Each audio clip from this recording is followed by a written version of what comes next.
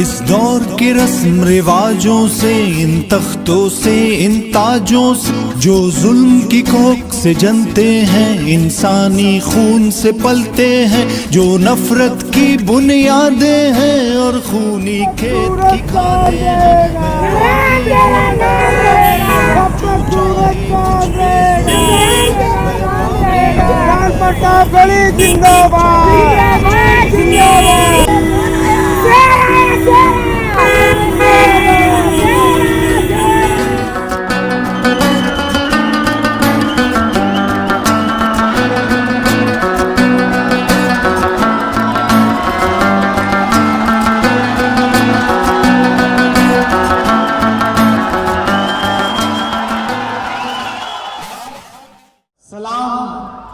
जमशेदपुर को सलाम, इस शहर की मोहब्बतों को सलाम, इस शहर की हिंदू मुस्लिम सिख ईसाई की जो आपस की एकता है उसको।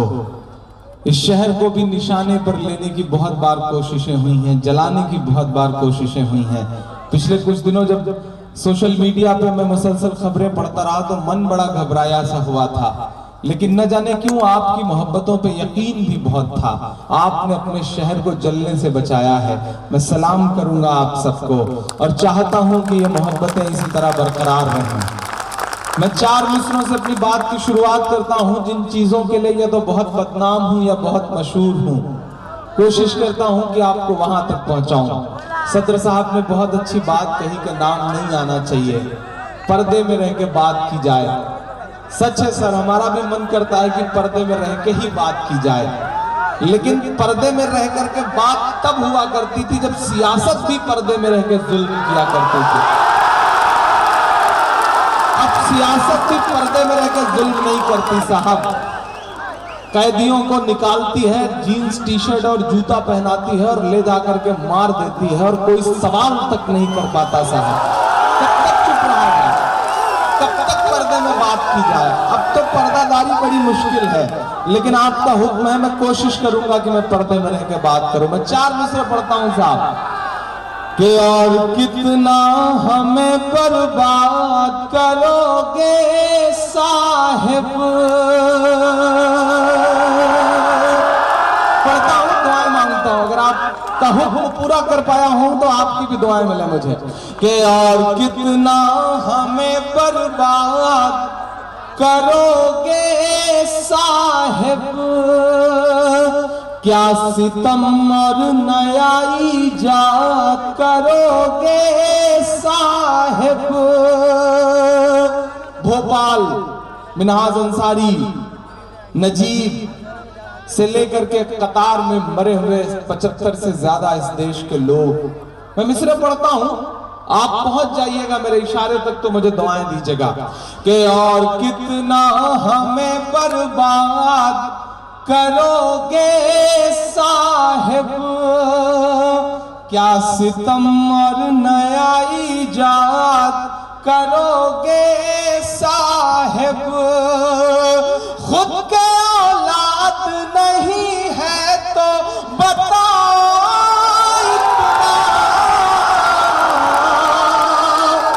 मैंने किसी का नाम नहीं लिया है, लेकिन आप पहुंचे हैं क्योंकि आपकी समझदारी बड़ी है। मैं सलाम करूंगा उस समझदारी के साथ। मैं पढ़ता हूं कि और कितना हमें बर्बाद करोगे साहिब, क्या सितम और नया ईजाद करोगे साहिब। खुद के औलाद नहीं है तो बताओ इतना, कितनी माँ को बे औलाद करोगे साहिब, करोगे साहिब। कितनी माँ को बे औलाद करोगे साहिब, करोगे साहिब। मेरी आंखों के सामने हजारों हाथ उठे हैं, हाथों में मोबाइल है और उसका फ्लैश चल रहा है। ऐसा लग रहा है कि नन्हे नन्हे जुगनू चमक रहे हों। ये बड़ा खूबसूरत सा नजारा है। मैं इस नजारे को आंखों में भर लेना चाहता हूं और 4 मिसरे और पढ़ता हूं। पूरा देश कतार में लगा हुआ है। 70 से ज्यादा, आधिकारिक तौर पर 70 से ज्यादा मौतें हो चुकी हैं, लेकिन साहिब जापान में खड़े होकर के कहते हैं कि देश बहुत दुआएं दे रहा है। मैंने नोटबंदी लागू कर दी तो देश बहुत दुआएं दे रहा है। सही कहा साहब आपने, देश यकीनन बहुत दुआएं दे रहा है। वो दुआओं वाले वीडियो हम लोगों के पास भी आ रहे हैं सोशल मीडिया के जरिए साहब। एक बार जरा दिल लगा के उन्हें सुन लीजिए तो समझ में आ जाए कि देश कितनी दुआएं दे रहा है। देश यकीनन दुआएं दे रहा है। मैं 4 मिसरे पढ़ता हूँ। कतारें लगी हैं। गांव में एक आदमी रोड पर खड़ा था लाइन में, तो उससे उसके जानने वाले ने कहा कि भाई बैंक तो शहर में है, तुम यहाँ क्यों लाइन में लगे हो?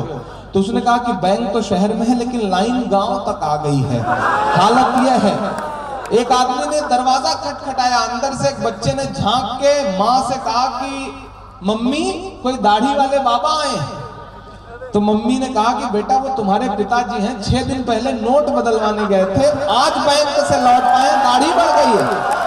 ये हालत हो गई है साहब। लेकिन 4 मिसरे पढ़ता हूं। मेरी आंखों के सामने जो लोग बैठे हैं, मैं इनके मन की बात, इनके दिल की बात 4 मिसरों में पिरोता हूं कि कौन कहता है कि मन में वतन नहीं रखते। साथ खड़े हैं हम आपके।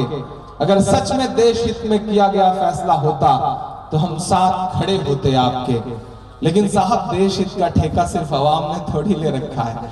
आप 2.5 साल में 72 करोड़ रुपए का कपड़ा पहनेंगे और हमसे देश हित में कतार में लगने की उम्मीद करेंगे? नहीं साहब, ये तो नाइंसाफी है साहब। आप 1,14,000 करोड़ रुपए का उद्योगपतियों का कर्जा माफ कर देंगे और हमारे घरों में जो गुल्लकों में 2-4 हजार रखे थे उसे भी बैंक में जमा करवाने की उम्मीद करेंगे? आप हमारे पैसों की जांच तो इनकम टैक्स से करवाएंगे और अपनी पार्टी के सांसद और विधायकों के पैसों की जांच अमित शाह से करवाएंगे? ये तो नाइंसाफी है साहब। ये तो वही हुआ कि जैसे पठानकोट हमले की जांच आपने ISI से करवाई, उसी तरह से आप अपने विधायकों और MPओं की जांच जो है वो अमित शाह जी से करवा रहे हैं। तो उल्टा मामला है साहब। मैं पढ़ता हूं, दुआएं मांगता हूं आपसे कि कौन कहता है कि दिल में वतन नहीं रखते, तुम्हारी तरह से नफरत का मन नहीं रखते, तुम्हारी तरह से नफरत का मन नहीं रखते।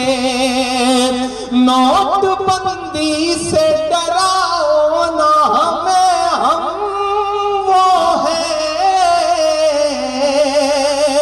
पहुंचाना मेरे इस सच को दिल्ली तक कि कौन कहता है कि दिल में वतन नहीं रखते, तुम्हारी तरह से नफरत का मन नहीं रखते।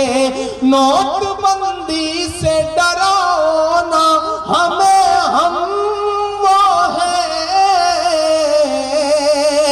ज़कात देते हैं हम, काला धन नहीं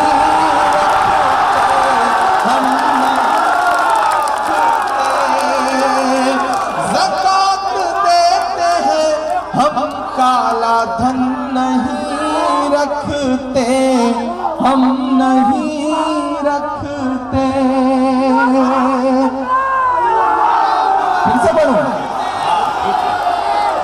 देखिए ये जो यहाँ इस तरफ लोग हैं, जो इस तरफ लोग हैं, ये तो दाद दे रहे हैं। जो पीछे लोग हैं उन्हें लग रहा है कि मैं दाद दूंगा तो पता नहीं मेरी सदा वहां तक पहुंचे या नहीं पहुंचे। मैं आपसे वादा करता हूं कि आप दुआ देके, आप मोहब्बतें देके, आप तालियां बजा के, आप दाद देके बताएं, इंशाल्लाह मैं आपकी धड़कनें सुन के बताऊंगा। ये वादा करता हूं आपसे। और आज की रात आपकी है, हम आपके हैं। आप जितनी देर चाहेंगे इंशाल्लाह सुनाया जाएगा, आपसे रूबरू रहा जाएगा। इस शहर की मोहब्बतों को सलाम। रांची से लेकर के यहाँ तक जो इस्तकबाल किया है इस शहर ने, मुझे ऐसा लग ही नहीं रहा था कि मैं जमशेदपुर में खड़ा हूँ। मुझे ऐसा लग रहा था कि जब मैं यश भारती लेकर के लखनऊ से लौटा था तो मेरे शहर में जिस तरह से से मोहब्बत दी थी, उससे कहीं बढ़कर के जमशेदपुर ने मुझे मोहब्बत दी है। मैं सलाम करता हूं इस मोहब्बत का। बड़ी तादाद में यहाँ माएँ बहनें बैठी हैं, मुझे उनकी भी दुआएं चाहिए। ये बहुत एक अच्छा साइन है। मुझे खुशी होती है जब किसी मुशायरे की महफिल में मुहज्जब तरीके से पर्दे में हमारी औरतें भी बैठ करके देश दुनिया के हालात पर तबसरा करती हैं, उन पर गुफ्तगू करती हैं, उन्हें सुनती हैं। एक अच्छा साइन है। मैं पढ़ता हूँ साहब और दुआएं मांगता हूँ कि पुराने हाल से बदतर सभी का हाल कर डाला, पुराने हाल से बदतर सभी का हाल कर डाला, कभी कश्मीर कर डाला, कभी भोपाल कर डाला, कभी कश्मीर कर डाला, कभी भोपाल कर डाला। कहाँ वादा था हर खाते में 15 लाख आएंगे,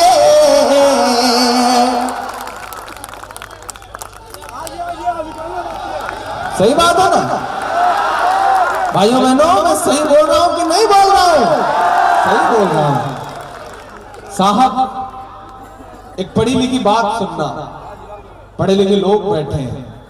500 की नोट बंद हो गई, 1000 की नोट बंद हो गई, लेकिन 500 की नोट से डीजल बिक सकता है, 500 की नोट से पेट्रोल मिल सकता है, लेकिन 500 की नोट से सब्जी नहीं मिल सकती, दूध नहीं मिल सकता, अनाज नहीं मिल सकता। क्यों? क्योंकि डीजल और पेट्रोल अंबानी का है, अनाज किसान का है, वो नहीं बिक सकता साहब। समझिए पीछे की इस मंशा को, समझिए इस बहुत बड़े घोटाले को। बिहार में न जाने कितने करोड़ रुपए की जमीन खरीदी गई है नोटबंदी से महज 2 या 3 दिन पहले। समझिए बात को। हम आप महज 2000 रुपए के लिए कतार में सुबह से शाम तक खड़े रह सकते हैं, लेकिन कर्नाटका में जनार्दन रेड्डी साहब 500 करोड़ रुपए की अपनी बेटी की शादी करते हैं। कहां से आ रहा है पैसा साहब? वो आपकी पार्टी के हैं, उनसे सवाल करिए आदरणीय मोदी जी, तब तो हम मानेंगे आपकी मंशा अच्छी है। आपकी मंशा अच्छी हो तो इस देश का एक एक शख्स आपके साथ खड़ा होगा। अगर आप सच में काला धन बंद करना चाहते हैं, बर्बाद करना चाहते हैं। लेकिन मैं तो ये कह रहा हूं साहब कि इसके पीछे की मंशा ये है कि देश कतार में लगा था। आपने विजय माल्या समेत इस देश के 12 डिफाल्टरों को जो वसूली करने का जो प्राइम आइडिया होता है उससे निकाल करके उनके लोन को कब साइलेंट मोड में डाल दिया देश को पता भी नहीं चला। 6200 करोड़ रुपए का कर्ज साइलेंट मोड में चला गया, यानी कि अब वसूल पाने की प्रायोरिटी नहीं रही। हम कैसे मान लें साहब कि आपकी मंशा अच्छी है? सच्चाई तो यह है कि आप हमारी मां के पल्लू के पैसे, आप हमारे बच्चों के गुल्लकों के पैसों से इस देश के उद्योगपतियों को कर्जा देना चाहते हैं, जिन्हें वापस भी नहीं लेंगे आप। मैं जानता हूं साहब, यही वजह है कि एसबीआई ने अडानी को 70,000 करोड़ रुपए का कर्जा पिछले दिनों सैंक्शन किया है, लोन सैंक्शन किया है। आंखें खोलिए, आप भी खोलिए, और भक्तों से गुजारिश है कि वो भी आंख खोलें, क्योंकि बहुत चालाक शिकारी है। शिकारी ऐसा है कि अपनी मां तक को लाइन में लगा देता है 4500 रुपया निकालने के लिए। आप समझिए कि किस तरह इस्तेमाल हो रहा है। हद तो यह है कि जिस दिन माता जी 4500 निकाल के आती हैं, उसी दिन से शाम से 4500 से लिमिट 2000 हो जाती है। आपकी माता जी निकाले तो 4500 निकलेगा, हमारी अम्मी निकाले तो 2000 निकलेगा। ये तो बहुत बड़ी नाइंसाफी है साहब। और मैंने उस दिन एक शेर कहा कि फर्जी आंसू छलकाना पड़ जाए ये अमाल न कर, फर्जी आंसू छलकाना पड़ जाए ये अमाल न कर, पहले ही जज्बात नहीं है खुद को और कंगाल न कर। वो रिकॉर्ड कर रहे हैं, रिकॉर्ड कर। आप भी इतनी जल्दी उत्तेजित क्यों हो जाते हैं? मतलब एकदम से रिएक्ट करने लगते हैं, किनारे हो जाएंगे कि फर्जी आंसू छलकाना पड़ जाए ये अमाल न कर, पहले ही जज्बात नहीं है खुद को और कंगाल न कर। वोट के नाम पे, नोट के नाम पे खूब सियासत कर, लेकिन माँ जैसे पाकीज़ा रिश्ते का तो इस्तेमाल न कर। माँ जैसे पाकीज़ा रिश्ते का तो इस्तेमाल न कर। के पुराने हाल से बदतर सभी का हाल कर डाला, कभी कश्मीर कर डाला, कभी भोपाल कर डाला। कहाँ वादा था हर खाते में 15 लाख आएंगे, कहाँ सब ले लिया हर शख्स को कंगाल कर डाला। कहाँ सब ले लिया हर शख्स को कंगाल कर डाला। कि भारत माँ की आँख के तारे कहाँ गए। देश परेशान है, लोग मर रहे हैं, लेकिन याद करिएगा कुछ चेहरे ऐसे खामोश हैं जैसे है ही नहीं दुनिया में, जो ठेका लिए घूमते थे साहब। इमरान मिस्र पढ़ता है कि भारत माँ की आँख के तारे कहाँ गए, आरएसएस के राज दुलारे कहाँ गए। अच्छे दिनों की तरह उन्हें भी खोज रहा, कोई बताए अन्ना हजारे कहाँ गए। कोई बताए अन्ना हजारे कहाँ गए। कोई बताए अन्ना हजारे कहाँ गए। मुर्शिद भाई आगे आइए, वहां कहाँ, आप तो मंच के आदमी हैं, आप वहां कहाँ सरपंच की तरह बैठे हुए हैं। आइए इधर आइए, इतनी मेहनत करी आपने। बंदा रात के 2:30 बजे 3 बजे मुझे फोन करके, इमरान भाई कब पहुंच रहे हैं, कितने बजे पहुंच रहे हैं, कैसे पहुंच रहे हैं, क्या कर रहे हैं। मैंने कहा खुदा के बंदे, तो अल्लाह का करम है कि मेरी शादी नहीं हुई, नहीं मैं क्या बताता कि मैं क्या कर रहा हूँ, क्यों इतनी रात परेशान कर रहे हो। लेकिन इनकी मोहब्बत को सलाम, बहुत प्यारे दोस्त हैं ये। और बंगाल से लेके बिहार तक कहीं भी मुशायरा हो, मुर्शिद साहब का चेहरा मुझे वहां नजर आ जाता है। खबर लगती है कि इमरान आ रहे हैं तो ये कह देते हैं कि इमरान भाई हम भी पहुंच रहे हैं। इनका फेसबुक के इनबॉक्स में मैसेज पड़ा रहता है। मैं इनकी मोहब्बत को भी निभाने आया हूं। मैं पढ़ता हूं साहब सोनू भाई की मेहनतें, इनका इस्तकबाल, इनका प्यार। मैं मिसरे पढ़ता हूं कि कोई बताए अन्ना हजारे कहाँ गए। जमशेदपुर वालों की तरफ से पूरे हिंदुस्तान को मुबारकबाद। इस साल की आईएएस टॉप करने वाली टीना डबी और सेकंड टॉपर अतरुल शफी साहब मोहब्बत में शादी करने जा रहे हैं। दोनों को मुबारकबाद। नफरतों के इस माहौल में मोहब्बत के जो फूल खिलने जा रहे हैं, मोहब्बत के जो चिराग जलने जा रहा है, मैं उसे सलाम करूंगा। लेकिन 4 मिसरे पढ़ता हूं साहब। ये मुबारकबाद दी तो मुझे एक नाम याद आ गया। देश की संसद में खड़े होकर के हमारे देश के एक जिम्मेदार पढ़े लिखे सांसद महोदय कहते हैं कि अकबर रोड का नाम बदल दिया जाए। औरंगजेब रहमतुल्लाह अलैह के नाम पे एक रोड थी, वो बदल दी गई। देश चुप रहा, लोग चुप रहे। हमारी निशानियों से तकलीफ है, हमारी इमारतों से तकलीफ है, हमारे स्मारकों से तकलीफ है। आखिर इतनी नफरतें कहां से लाते हैं आप? खत्म करिए इन नफरतों को, क्योंकि ये इमारतें तो वो इमारतें हैं जो अपने बनने के सैकड़ों साल बाद भी इस देश की तरक्की में कितना बड़ा योगदान कर रही हैं। मैं बताता हूं, ताजमहल को देखने के लिए एक साल में 22.29 करोड़ रुपए का टिकट बिकता है और वो देश के राजस्व में जाकर के मुल्क की तरक्की में हाथ बटाता है। इस देश में कुतुब मीनार को देखने के लिए एक साल में 19.39 करोड़ रुपए का टिकट बिकता है और वो देश की तरक्की में कहीं ना कहीं लगता है। हुमायूं के मकबरे को देखने के लिए 14 करोड़ रुपए का तकरीबन टिकट बिकता है और मुल्क की तरक्की में योगदान देता है। ये इमारतें सैकड़ों साल बाद भी इतना योगदान दे रही हैं, सहयोग कर रही हैं देश की तरक्की में, राजस्व दे रही हैं।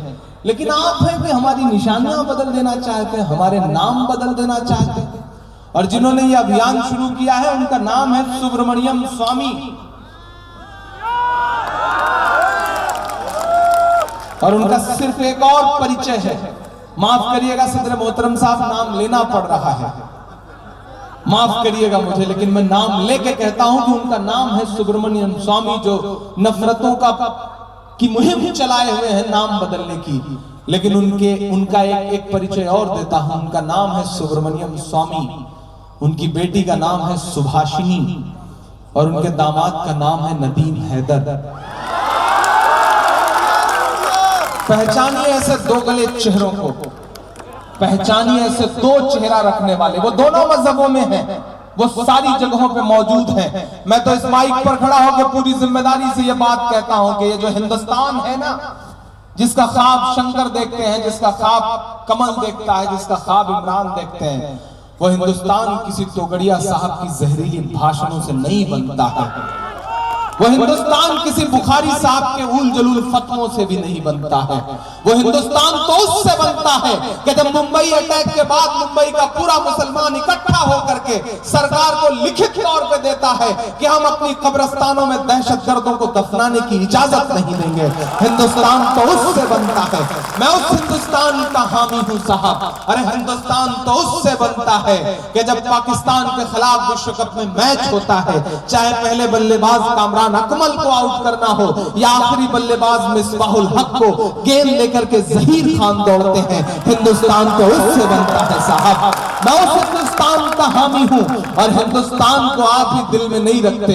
हिंदुस्तान तो वो शख्स भी दिल में रखता है कि जो पिच पर खड़ा होता है, उसके हाथ में गेंद होती है और उसको खबर आती है कि उसकी 1 साल की बेटी आईसीयू में एडमिट है, पता नहीं जिंदा रहेगी या मर जाएगी, लेकिन वो कहता है कि नहीं, न्यूजीलैंड के खिलाफ पहले हिंदुस्तान को जितवा दूंगा, तब बेटे को देखने जाऊंगा। मैं सलाम करूंगा मोहम्मद शमी को। हिंदुस्तान ऐसे लोगों से बनता है, हिंदुस्तान किसी के भाषण से नहीं बनता है साहब। ये जो नफरतों की दोहरी सियासत करने वाले लोग हैं, इनको आप भी पहचाने, आप भी पहचाने, अनीस भाई भी पहचाने, रिंटू भाई भी पहचाने, क्योंकि जरूरत आन पड़ी है। मैं 4 मिसरे पढ़ता हूं साहब कि अपने सभी प्यादों के नाम बदल डालो। आपकी मुहिम को सलाम सुब्रमण्यम स्वामी साहब, लेकिन मेरी भी बात को सलाम करिएगा जो मैं कह रहा हूं, और हो सके तो अमल करिएगा कि अपने सभी प्यादों के नाम बदल डालो, तारीखी यादों के नाम बदल डालो, तारीखी यादों के नाम बदल डालो। अकबर रोड का नाम बदलने से पहले, अकबर रोड का नाम बदलने से पहले अपने दामादों के नाम बदल डालो, अपने दामादों। बहुत शुक्रिया। लेकिन अब प्लीज ये सिलसिला जो मालाएं लेके बैठे हैं उनसे गुजारिश है कि अब उसे अपने पास रखें। मैं जाते वक्त नहीं यकीनन मैं उस मोहब्बत को समेटने के लिए इंशाल्लाह आपके पास तक आऊंगा आखिर में, ये मैं वादा कर रहा हूँ। मुझे मोहब्बतें समेटना अल्लाह का करम है, आती है, मैं निभाऊंगा और समेटूंगा भी। मैं एक नज़्म सुनाना चाह रहा हूँ। डाइस पे जो लोग आ गए हैं, क्या बात सुनू भाई, किसी को पुकार रहे हैं? हाँ मैं सब सुनाऊंगा, मदरसा भी सुनाऊंगा, कश्मीर भी सुनाऊंगा, फलस्तीन भी सुनाऊंगा इंशाल्लाह, हम मुसलमान हैं भी सुनाऊंगा, माँ भी सुनाऊंगा, लेकिन उससे पहले नजीब भी सुनाऊंगा। अच्छा आप तक वो भी पहुंच गई। सलाम है आपकी सोच को साहब कि वाह रे देश के चौकीदार, वाह रे देश के चौकीदार, न खाऊंगा न खाने दूंगा। तो इतना शौचालय क्यों बनवा रहे हैं साहब? न खाएंगे न खाने देंगे तो शौचालय क्यों बनवा रहे हैं? लेकिन बनवा रहे हैं, पता नहीं क्या सोच रखा है, किस मंशा के तहत काम हो रहा है साहब। मैं नज़्म पढ़ता हूं साहब, कमाल की चौकीदारी है, कमाल की चौकीदारी है साहब। जिस एयरपोर्ट से बिना सिक्योरिटी इंचार्ज की इजाजत के आप कमला पसंद की पुड़िया तक नहीं ले जा सकते, वहां से एक मोटा तगड़ा आसामी 9,000 करोड़ रुपया लेकर के लंदन चला गया साहब। सब चुप रहे।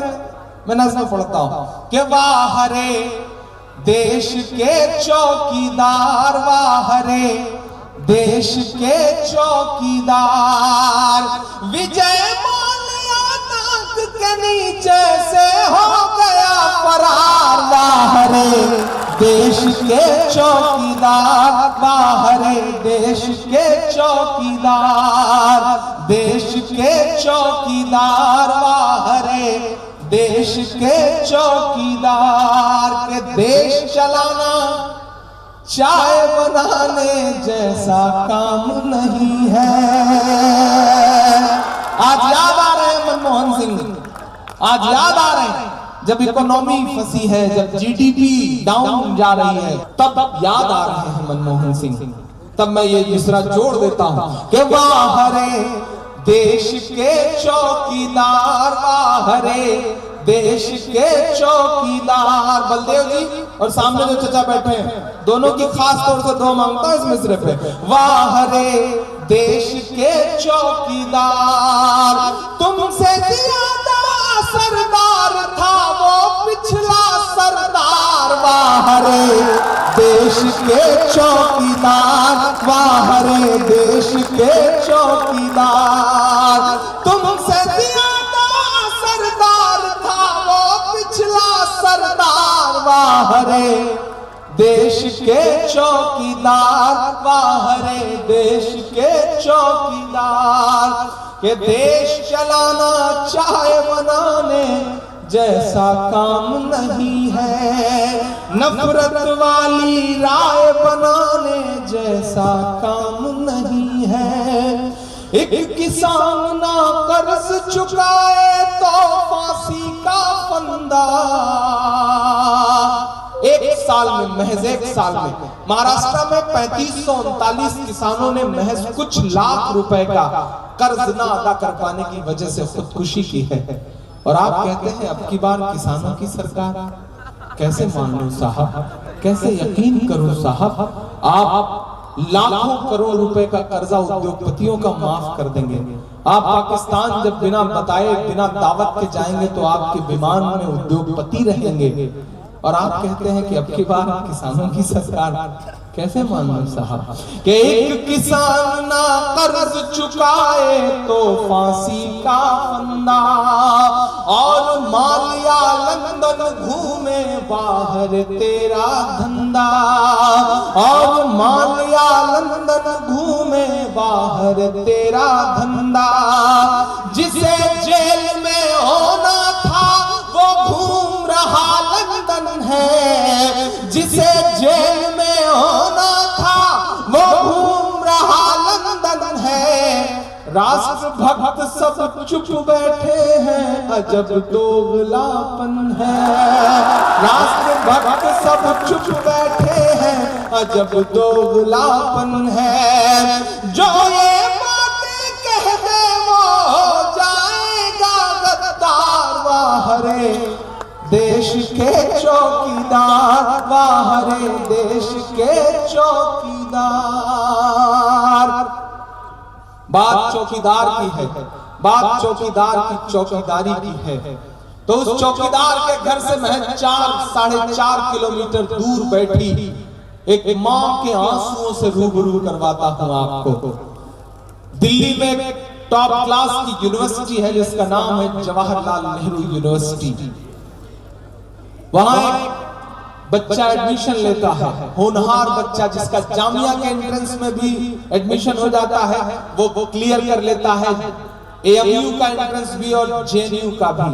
लेकिन वो अपनी अम्मी से कहता है कि मुझे जेएनयू में एडमिशन लेना है, मैं जेएनयू को जानना चाहता हूँ, प्रतिरोध को जानना चाहता हूँ। वो जेएनयू में एडमिशन लेता है, हॉस्टल में शिफ्ट होने के लिए जाता है। पहले दिन कुछ लफंगों से उसकी लड़ाई होती है और वो लफंगे उसे पीटते हुए कहते हैं इसे 72 हूरों के पास भेज दिया जाए। अगली दोपहर 11 बजे से वो लड़का गायब है। तकरीबन 40 दिन होने को आ गए हैं, लेकिन चौकीदार के कान पर जूं तक नहीं रेंग रही है। वो मां जेएनयू में बैठ के चीख चीख कर कह रही है कि मुझे मेरा बेटा वापस कर दो, मुझे मेरा लाल वापस कर दो, मुझे मेरा नजीब वापस कर दो। वो मां इंसाफ मांगने के लिए जब जंतर मंतर की तरफ कूच करती है, वो मां इंसाफ मांगने के लिए जब इंडिया गेट की तरफ कूच करती है, तो उस मां को चौकीदार के मातहतों के इशारे पर पुलिस घसीटते हुए थाने ले जाती है, गुमनामी के साथ रख देती है। मुझे याद है कि जब ट्विटर पे मैं उसके लिए पोस्ट करता हूं तो केजरीवाल साहब का मैसेज आता है कि इमरान भाई अपना नंबर दीजिए। मैं उन्हें नंबर ट्रांसफर करता हूं और विदिन ए मिनट उनकी कॉल आती है और केजरीवाल साहब का शुक्रिया, उन्हें सलाम। वो कहते हैं कि इमरान भाई मैं थाने जा रहा हूँ, ज्यादती है, ये बहुत ज्यादती है, चाहे मेरे साथ जो करें वो, लेकिन मैं थाने जा रहा हूँ मजीद की अम्मी को छुड़वाने के लिए। मैं सलाम करूंगा केजरीवाल साहब को मैं सलाम करूंगा धर्मेंद्र यादव को, जो बदायूं जिस जिले का वो लड़का रहने वाला था, उसके सांसद धर्मेंद्र यादव जो मेरे यूनिवर्सिटी में सीनियर हुआ करते थे। जब मैं उनसे कहता हूं कि साहब पूरा देश देख रहा है कि समाजवादी पार्टी का क्या स्टैंड है इस मुद्दे पर, तो उनका शुक्रिया कि वो नजीब की अम्मी से मिलते हैं और नजीब की अम्मी को लेकर के वो होम मिनिस्टर के पास जाते हैं, लेफ्टिनेंट गवर्नर के पास जाते हैं। सलाम राहुल गांधी को जो नजीब की अम्मी से मिलते हैं और कहते हैं कि हम इस दर्द में आपके साथ खड़े हैं। लेकिन मैं ट्विटर से लेकर के फेसबुक से लेकर तमाम सोशल साइट्स पर छींक आने तक पे ट्वीट करने वाले उस इंसान की एक ट्वीट तलाश रहा हूं जिस ट्वीट में वो कहता हो कि नहीं, मैं मां के दर्द को समझता हूं, नजीब की अम्मी तुम चुप रहो, मैं तुम्हारे बेटे की तलाश में लगा हूं। ऐसा एक भी ट्वीट नजर नहीं आता। इसी दौरान महोबा में खड़े होकर के वो ये कहते हैं कि मुस्लिम महिलाओं को 3 तलाक के मुद्दे पर मैं उनका हक दिलाऊं।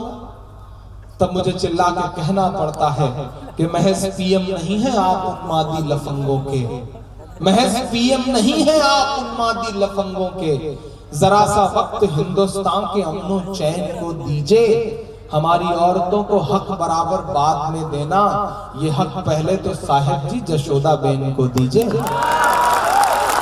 ये हक पहले तो साहिब जी जशोदा बेन को दीजिए। जब वो ये कहते हैं कि हम मुस्लिम महिलाओं को उनका हक दिलाएंगे, तो मेरा दुखी मन कभी कभी करता है कि मैं 7RCR के सामने जाऊं, चीखूं, चिल्लाऊं, उनसे कहूं कि आदरणीय नरेंद्र मोदी जी, अगर सच में आप मुस्लिम महिलाओं को उनका हक दिलाना चाहते हैं, मुस्लिम बहनों को उनका हक दिलाना चाहते हैं, तो नजीब की अम्मी को अपनी बहन मान लीजिए और अपने भांजे को तलाश करके वापस ला दीजिए, तब मैं मानूंगा कि आपके दिल में ईमानदारी है। मैं गया उस माँ के पास, मैं मिला उस माँ से। जब मैं उस माँ से मिला तो न जाने क्यों मुझे नजीब की अम्मी के आंसू में अपनी अम्मी के आंसू नजर आए। मैं जब मिला उस माँ से तो मुझे लगा कि नजीब की जगह अगर इमरान होता, तो नजीब की जगह कोई अशोक होता, तो नजीब की जगह कोई अनिल होता, तो नजीब की जगह कोई कमल होता, तो नजीब की जगह कोई इमरान, इरफान या फिर रुस्तम होता, तो शायद उसकी माँ के आंसू भी वैसे होते, क्योंकि माँ के आंसुओं का कोई मजहब नहीं होता, कोई जात नहीं होती माँ के आंसुओं की। मैं उस माँ की तरफ से एक नज़्म पढ़ता हूँ। अब तक जो कुछ पढ़ा वो शायद आपके लिए हल्की फुल्की और इधर उधर की बातें थी, आपका जहन बनाना चाहता था।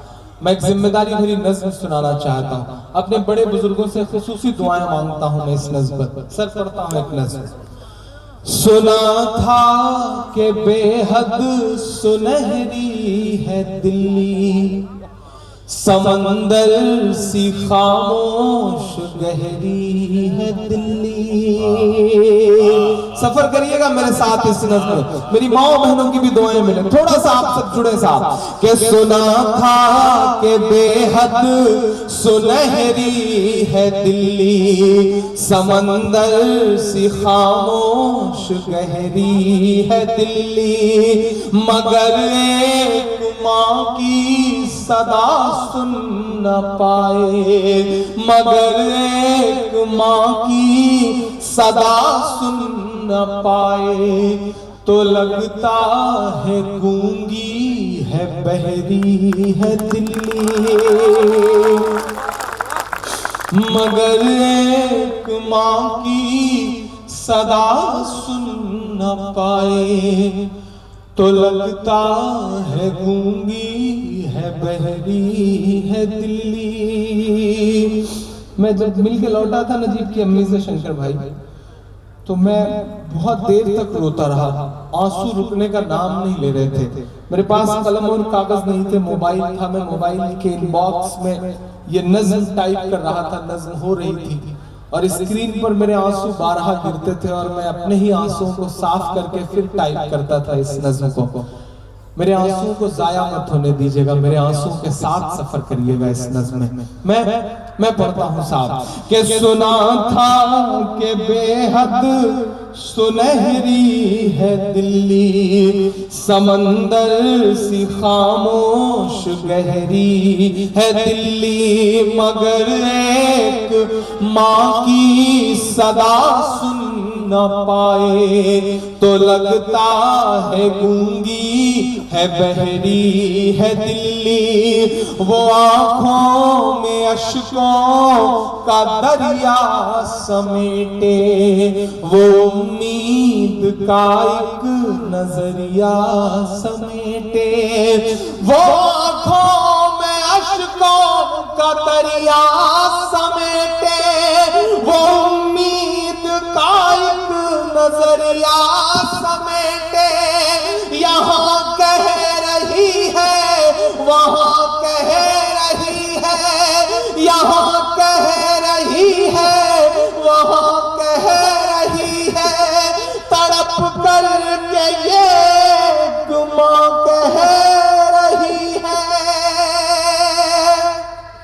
नहीं पूछता है कोई हाल मेरा, नहीं पूछता है कोई हाल मेरा। कोई ला के दे दे मुझे लाल मेरा, कोई ला के दे दे मुझे लाल मेरा, कोई ला के दे दे मुझे लाल मेरा। के उसे लेके वापस चली जाऊंगी मैं, पलट कर कभी फिर नहीं आऊंगी मैं। उसे लेके वापस चली जाऊंगी मैं, पलट कर कभी फिर नहीं आऊंगी मैं। वही है बुढ़ापे का मेरे सहारा, वही है बुढ़ापे का मेरे सहारा।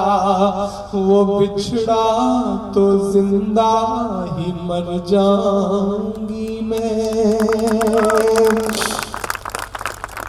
उसे लेके वापस चली जाऊंगी मैं, पलट कर कभी फिर नहीं आऊंगी मैं। वही है बुढ़ापे का मेरे सहारा, वो बिछड़ा तो जिंदा ही मर जाऊंगी मैं। वही है मेरी जिंदगी की कमाई, वही है मेरी जिंदगी की कमाई।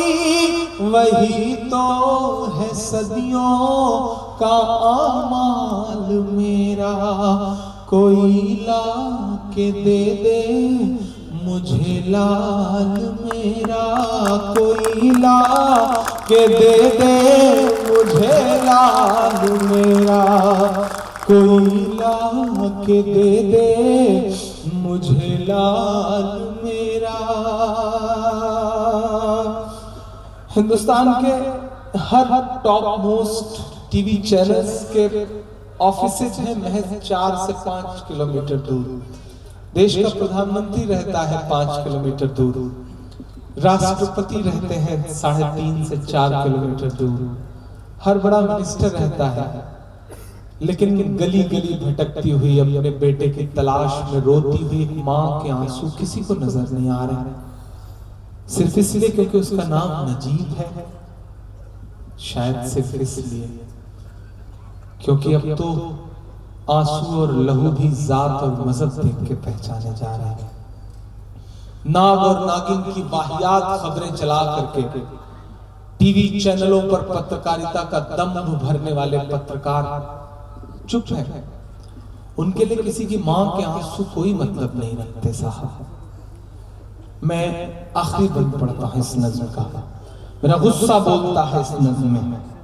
मैं आंसुओं को इंकलाब बनाने की कोशिश करता हूं, मैं आंसुओं को शोला बनाने की कोशिश करता हूं कि ये टीवी के एंकर कहां मर गए हैं, ये गांधी के बंदर कहां मर गए हैं। शामिल होइएगा मेरे गुस्से में। मैं जानता हूं कि ये सब बोलना बहुत मुश्किल है इस दौर में, तब तो और भी मुश्किल है जब आपके कंधों पे यश भारती का बोझ हो, तब तो और भी मुश्किल है जब निजाम बदल चुका हो, हुकूमत बदल चुकी हो, फासिस्ट ताकतें अपने एकदम आसमान पर हो।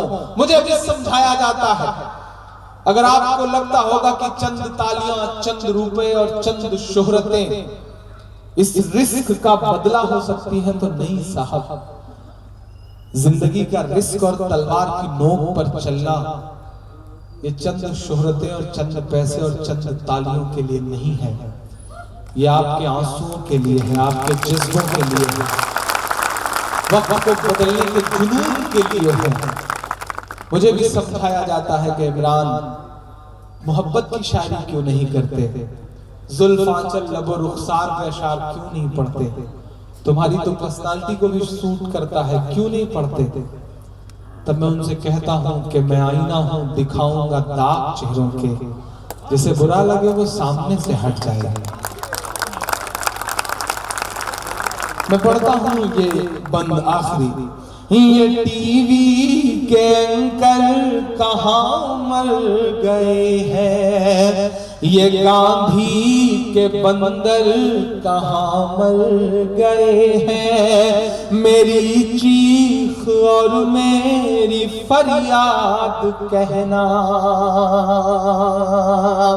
नाम आ ही गया है सर, माफी के साथ, मेरी चीख और मेरी फरियाद कहना, ये मोदी से एक माँ की रुदाद कहना, मेरी चीख और मेरी फरियाद कहना, ये मोदी से एक माँ की रुदाद कहना, कहीं झूठ की शख्सियत बह न जाए।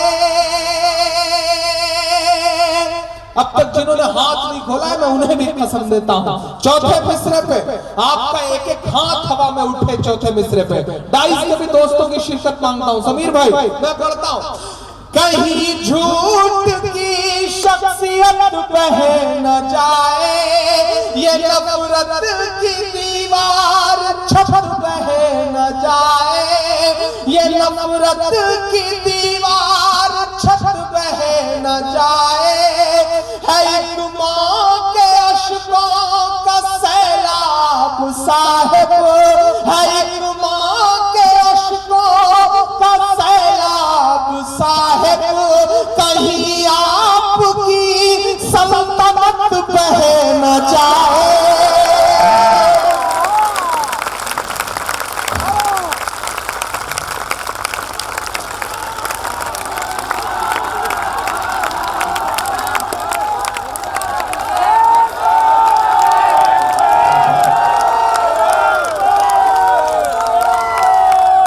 मेरी चीख और मेरी फरियाद कहना, ये मोदी से एक माँ की रुदाद कहना, कहीं झूठ की शख्सियत बह न जाए, ये नफरत की दीवार छत बह न जाए, कहीं झूठ की शख्सियत बह न जाए, ये नफरत की दीवार छत बह न जाए, है एक माँ के अश्कों का सैलाब साहिब, कहीं आपकी सल्तनत बह न जाए।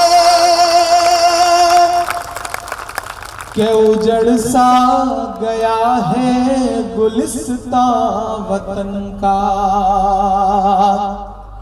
जुल्म से पहले भी था, ज्यादती से पहले भी थी, लेकिन ये जो नंगई सड़कों पे उतर आई है ना, ये इससे पहले नहीं थी। इसके लिए लड़ना पड़ेगा, इस मुल्क के खूबसूरत ताने बाने को बचाने के लिए लड़ना पड़ेगा। और मेरी आंखों के सामने बड़ी तादाद में मुसलमान बैठा है। मैं आपसे एक बात कहना चाहता हूं कि ये मत समझना कि तुम्हारी लड़ाई सिर्फ मुसलमान लड़ रहे हैं, क्योंकि नजीब की तलाश के लिए सबसे ज्यादा लाठियां खाने का काम जिसने किया है ना, उस लड़के का नाम मोहित पांडे है और वो जेएनयू का प्रेसिडेंट है। आप इस मुगालते में बिल्कुल मत रहना कि आपकी लड़ाई सिर्फ मुसलमान लड़ रहे हैं।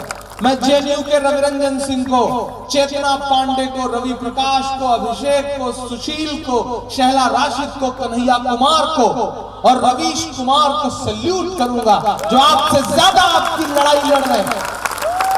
पहचानिए अपने इर्द गिर्द ऐसे तमाम चेहरों को।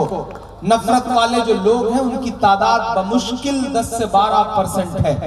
इस देश का 85% से ज्यादा हिंदू भाई आपके दुख में कंधे से कंधा मिलाकर आपके साथ खड़ा है।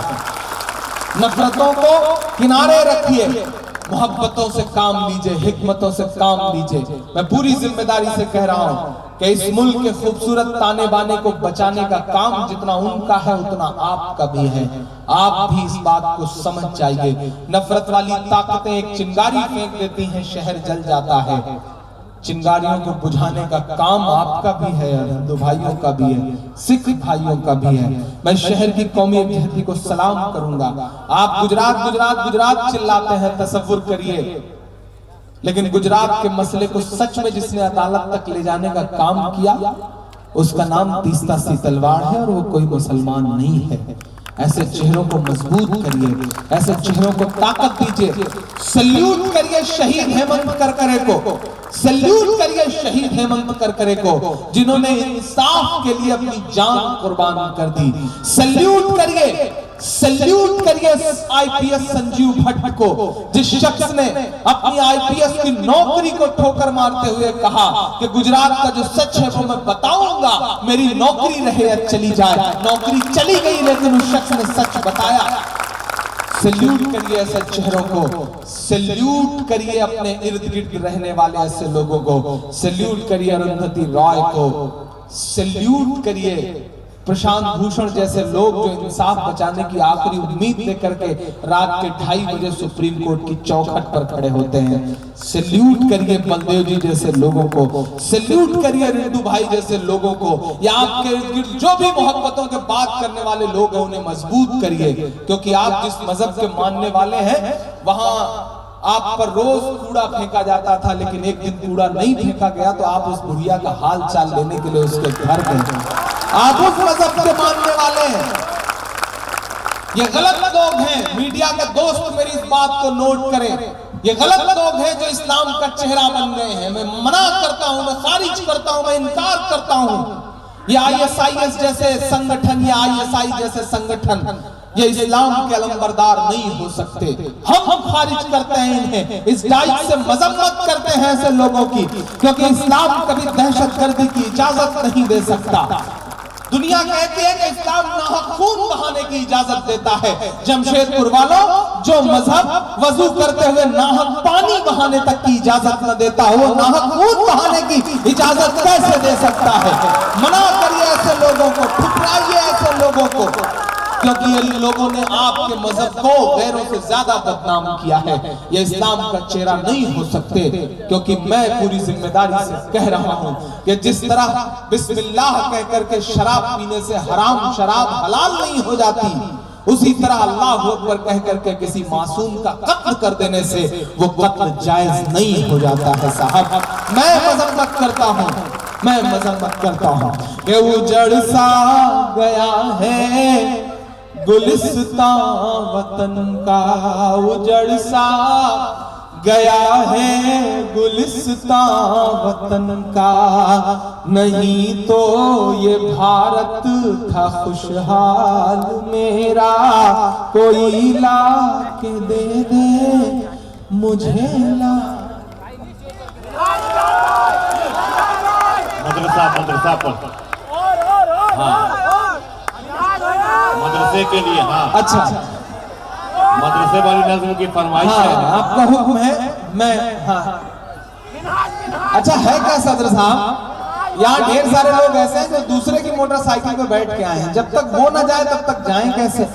और कुछ लोग इस डर से बैठे हैं कि घर पे सोती हुई शेरनी को जाके जगाने पे मार खाने का खतरा है साहब, इसलिए भी बैठे हुए हैं। लेकिन इनकी मोहब्बत को सलाम, जो लोग किसी वजह से इधर उधर गए हैं उनसे गुजारिश है कि जहां हैं, जैसे हैं, जिस हाल में हैं।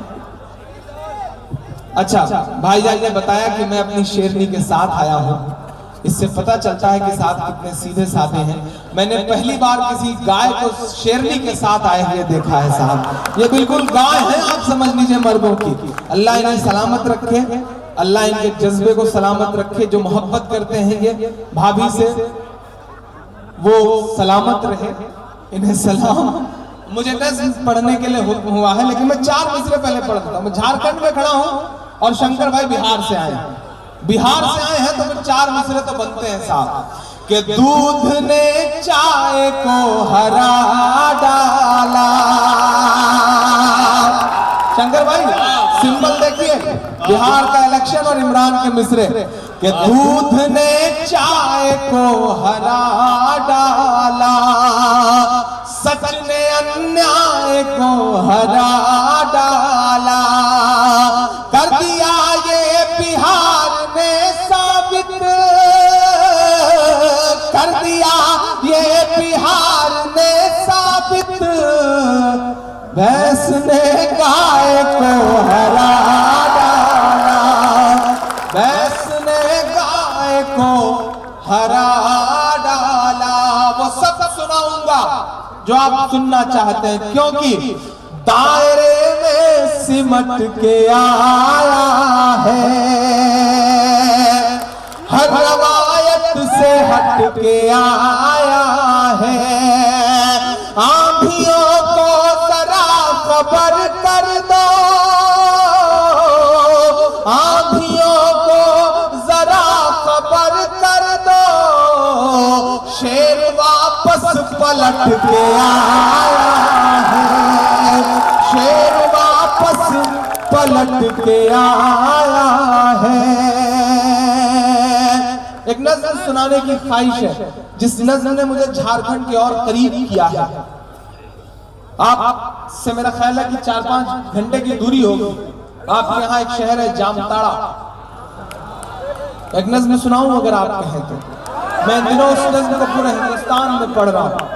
मैंने कोशिश करी कि मैं उस दर्द को दुनिया के सामने रख सकूं, और मैं कामयाब रहा, क्योंकि मिन्हाज का जो दर्द रहा है, जो सिस्टम से जुल्म हुआ उस शख्स पर, और 22 साल का एक नौजवान अपनी 8 महीने की बेटी को छोड़ के दुनिया से रुखसत हो गया, नहीं रहा हमारे बीच में, उसके दर्द को दुनिया तक पहुंचाने की जिम्मेदारी भी मेरी थी। मैंने अपनी जिम्मेदारी निभाई। मैं मिला उनके परिवार से। मैं जामिया के मुशायरे में खड़ा होकर के जिस दिन 22 अक्टूबर को मैंने पहली बार ये नज़्म पढ़ी थी, मैंने वहां से ऐलान किया था कि जामिया के मुशायरे का मेरा जो भी पेमेंट होगा मैं मिन्हाज के परिवार को डोनेट करूंगा। और मैंने साथ में एक ऐलान और भी किया था। ये सच है कि मुझे मुशायरों की दुनिया से बहुत कुछ हासिल हुआ, बहुत पैसे मिले, बहुत शोहरतें मिली, बहुत इज्जतें मिली, लेकिन मैंने भी कोशिश की कि जिस अवाम ने मुझे बहुत सारा प्यार दिया है, मैं उसके दुख दर्द में बराबर शरीक हूं, क्योंकि इन्होंने मुझे इमरान बनाया है, क्योंकि इनकी दुआओं ने मुझे इमरान बनाया है। मैं तो अक्सर मुशायरों में कहता हूं कि सबके दिलों की जान बनाया है आपने, मुश्किल को भी आसान बनाया है आपने, कैसे अदा करूंगा मोहब्बत का कर्ज मैं, इमरान को इमरान बनाया है आपने। ये आपकी मोहब्बत। मैंने कहा कि मैं जामिया के मुशायरे का पूरा पेमेंट मिन्हाज के परिवार को डोनेट करूंगा। साथ ही साथ मैंने एक बहुत बड़ा ऐलान किया, जिसे सुन के मेरी अम्मी ने मुझसे कहा कि बेटा तुमने ये अच्छा काम किया है। मुझे यश भारती का जो अवार्ड मिला है, उस अवार्ड की खासियत है कि वो 11 लाख रुपए का अवार्ड है। हुकूमत ने 11 लाख रुपए का अवार्ड दिया, और साथ ही साथ उसकी जो सबसे खास बात है वो ये है कि पूरी जिंदगी हर महीने 50,000 रुपए सरकार पेंशन देगी। हर महीने पूरी जिंदगी 50,000 रुपए की पेंशन सरकार देगी। मैंने ऐलान किया कि मिन्हाज की जो 8 महीने की बच्ची है, जब तक उसकी शादी नहीं हो जाती, इंशाअल्लाह अपनी उस पेंशन से 2,000 रुपए हर महीने उसे दूंगा मैं। मुझे लगा कि उसका हक है उस पेंशन में, उसका हक है मेरे आंसुओं में, उसका हक है मेरी किसी भी चीज। बहुत शुक्रिया। मैं नज़्म पढ़ता हूं साहब कि झारखंड से मैं मिन्हाज अंसारी बोल रहा हूँ, झारखंड से मैं मिन्हाज अंसारी बोल रहा हूँ। आज मेरी कल आपकी भी आएगी बारी बोल रहा हूँ, झारखंड से मैं मिन्हाज अंसारी बोल रहा हूँ, झारखंड से मैं मिन्हाज अंसारी बोल रहा हूँ। आज मेरी कल आपकी भी आएगी बारी बोल रहा हूँ, झारखंड से मैं मिन्हाज अंसारी बोल रहा हूँ। पुलिस की वर्दी की तरफ मैं जब भी देखता हूँ मेरे मन में बड़ा एहतराम आता है। यहाँ भी पुलिस के तमाम साथी इर्द-गिर्द होंगे, आप यकीन करें मेरे मन में बड़ा एहतराम आता है। कोई कुछ भी कहे, कितनी भी बातें करे, कितना भी खूंखार चेहरा वर्दी का हमारी आंखों के सामने हो, लेकिन न जाने क्यों मैं जब भी वर्दी की तरफ देखता हूँ मेरी आंखों में शहीद हेमंत करकरे का चेहरा आ जाता है। जब भी मैं पुलिस की इस वर्दी की तरफ देखता हूँ मेरी आंखों में शहीद तंजील अहमद का चेहरा आ जाता है। मैं जब भी इस वर्दी की तरफ देखता हूँ अपने फर्ज के लिए मेरे अपने जिले में अपनी जान गंवा देने वाले शहीद जियाउल हक का चेहरा आ जाता है। मैं वर्दी का बहुत एहतराम करता हूँ। हम आप जब अपने घरों में त्योहारों की छुट्टियां मना के एंजॉय कर रहे होते हैं तब ये बेचारे अपने घरों से दूर रात में ड्यूटियां कर रहे होते हैं। अच्छे बुरे हर जगह लोग हैं, कुछ बुरे लोग हैं जिन्होंने बदनाम कर रखा है। मैं पुलिस के तमाम आला अधिकारियों से गुजारिश करूंगा कि ऐसे लोगों पे कड़ी से कड़ी कार्रवाई करिए, क्योंकि पुलिस का इकबाल खतरे में है। मैं पढ़ता हूं नज़्म साहब कि झारखंड से मैं मिन्हाज अंसारी बोल रहा हूं कि मेरे नाम में मीम जुड़ा था, मेरा यही कसूर हुआ, मेरे नाम में मीम जुड़ा था, मेरा यही कसूर हुआ। माँ की आंखों का तारा था लेकिन अब बेनूर हुआ, माँ की आंखों का तारा था लेकिन अब बेनूर हुआ।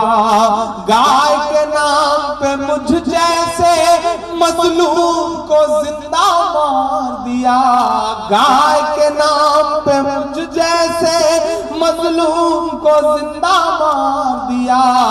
थाने में ले जाकर मुझको मौत के घाट उतार दिया, थाने में ले जाकर मुझको मौत के घाट उतार दिया।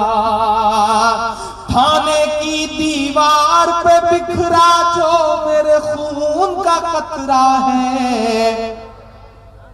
अगला मिसरा और अगले मिसरे का काफिया बुजुर्गों से दुआएं मांगता हूं कि थाने की दीवार पे बिखरा जो मेरे खून का कतरा है, सुन ले हुकूमत तेरे लिए वो खून नहीं है खतरा है, सुन ले हुकूमत तेरे लिए वो खून नहीं है खतरा है।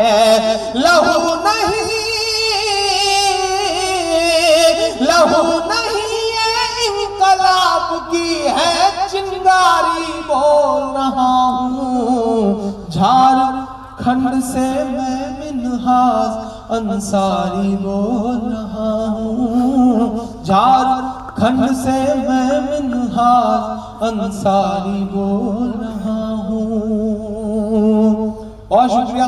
दो नज़में अपनी पसंद के सुनाना चाहता हूँ जिन्हें मुशायरों में आप नहीं सुनते हैं, या बारहा मैं जिन्हें मुशायरों में नहीं पढ़ता हूँ वो मैं सुनाना चाह रहा हूँ। हज़रत आपकी दुआएं मांगो।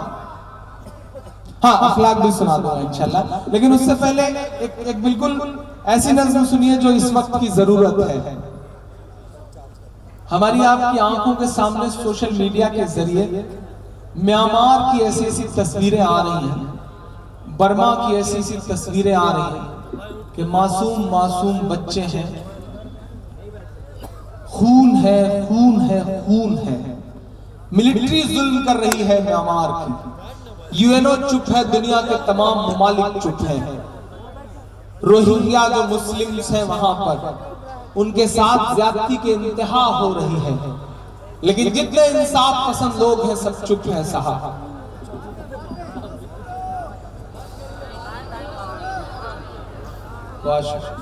मैं बहुत सोचता रहा, उन तस्वीरों को देख के न जाने क्यों मैं बहुत रोता रहा और नज्म हो गई। मैं नज्म सुनाता हूं कि कल रात मेरी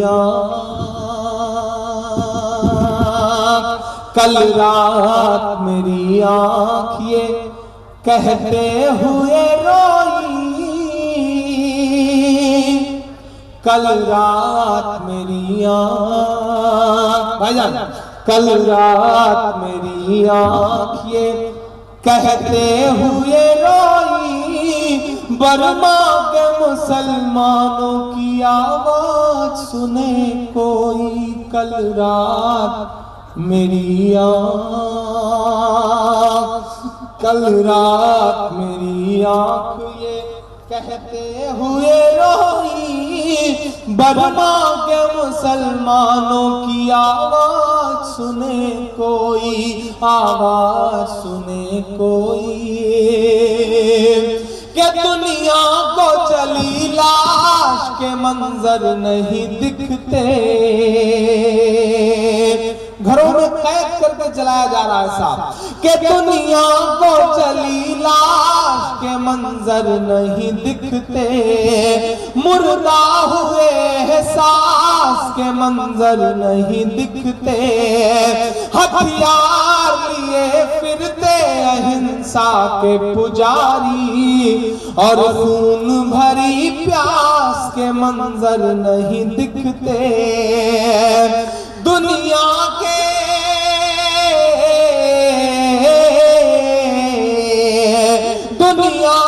मसीहाओं की गैरत कहाँ खोई, बर्मा के मुसलमानों की आवाज सुने कोई, आवाज सुने कोई, आवाज सुने कोई।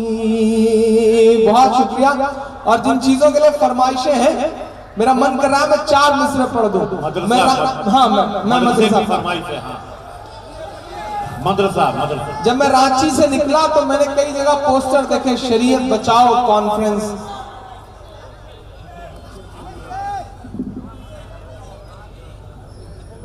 अब मुझे खुशी इस बात की है कि बलदेव सिंह जी उठे और उन्होंने मुझसे कहा कि मुझे मदरसे की नज़्म सुननी है। मैंने बहुत तारीफ सुनी है, मुझे मदरसे की नज़्म सुनाओ।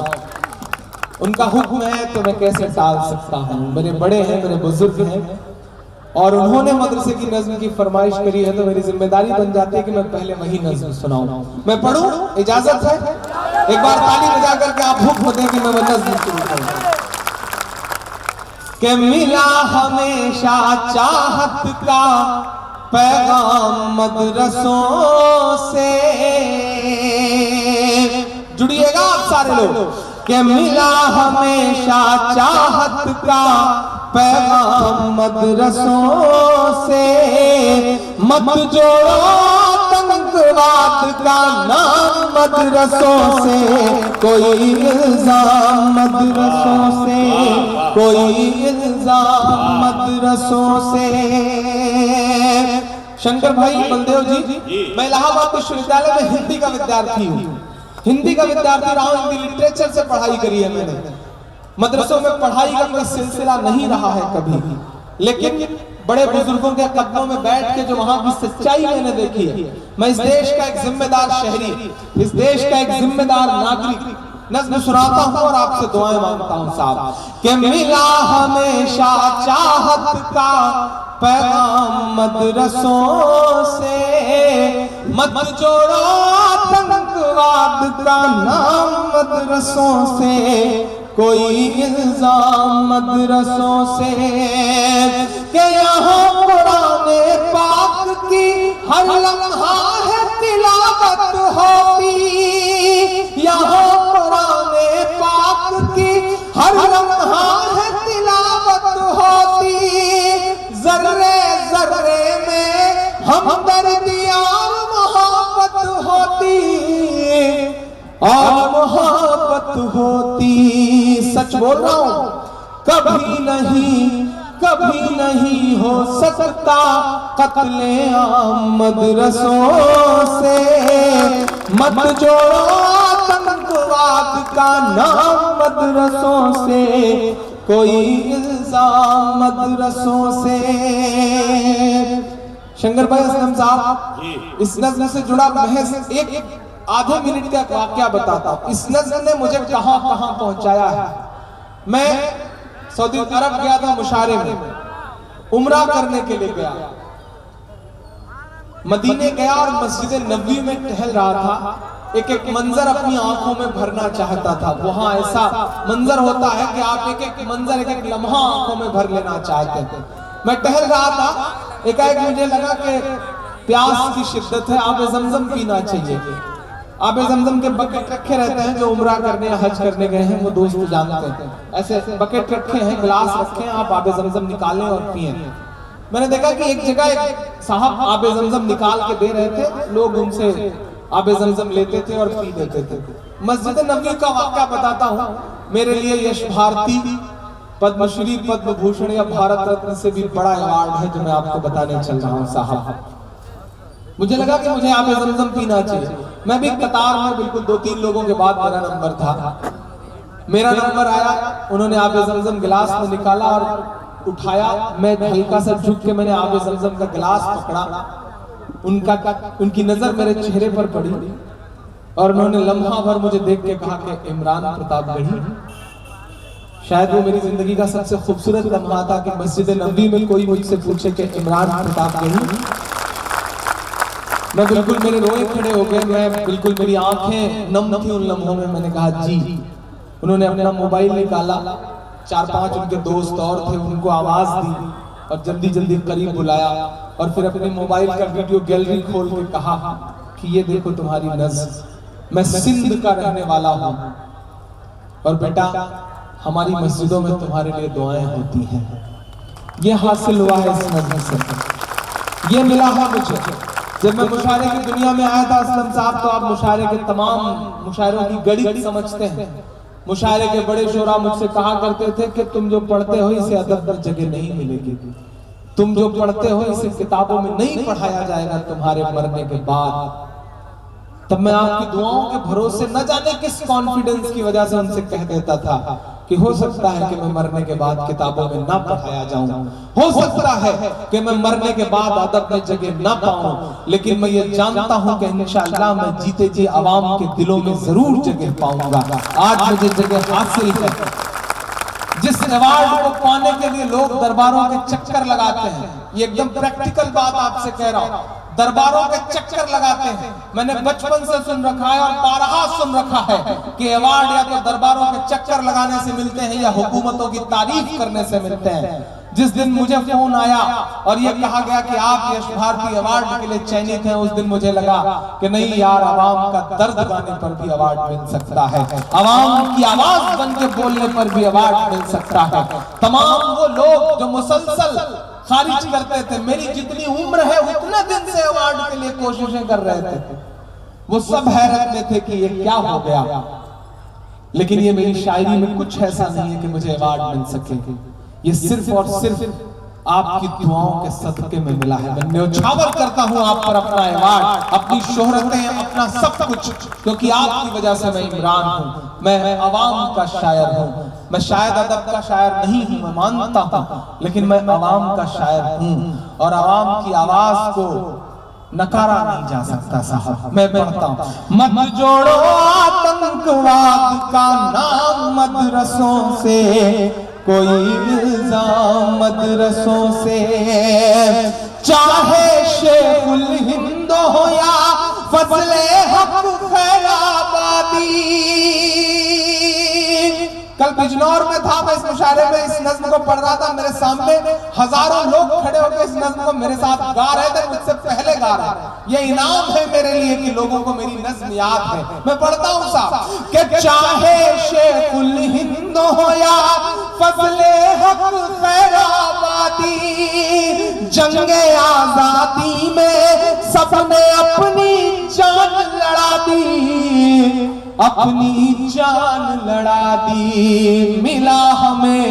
मिला हमें आजादी का इनाम मदरसों से। मत जोड़ो आतंकवाद का नाम मदरसों से, कोई इल्जाम मदरसों से। गलती हमारी भी है, हमने अपनी तारीख अपने बच्चों को नहीं बताई। हमने अपनी तारीख बिल्कुल अपने बच्चों से नहीं बताई। नेपोलियन ने कहा कि एक झूठ तब तक बोलो जब तक सच न मान लिया जाए। उन्होंने इस पर अमल किया। एक झूठ तब तक बोला जब तक सच नहीं मान लिया गया। उन्होंने आपको दहशतगर्द कहना शुरू किया, ये एक झूठ था, लेकिन इतनी बार बोला कि दुनिया ने सच मान लिया, और आप अपना ही सच दुनिया के सामने नहीं रख सके। गलती हमारी भी है, खामियां हमारी भी है साहब। बोलना पड़ेगा, बोलिए, चीखिए, चिल्लाइए। अब नहीं बोलेंगे तो कब बोलेंगे? मीडिया आपकी खबरें नहीं लिखता।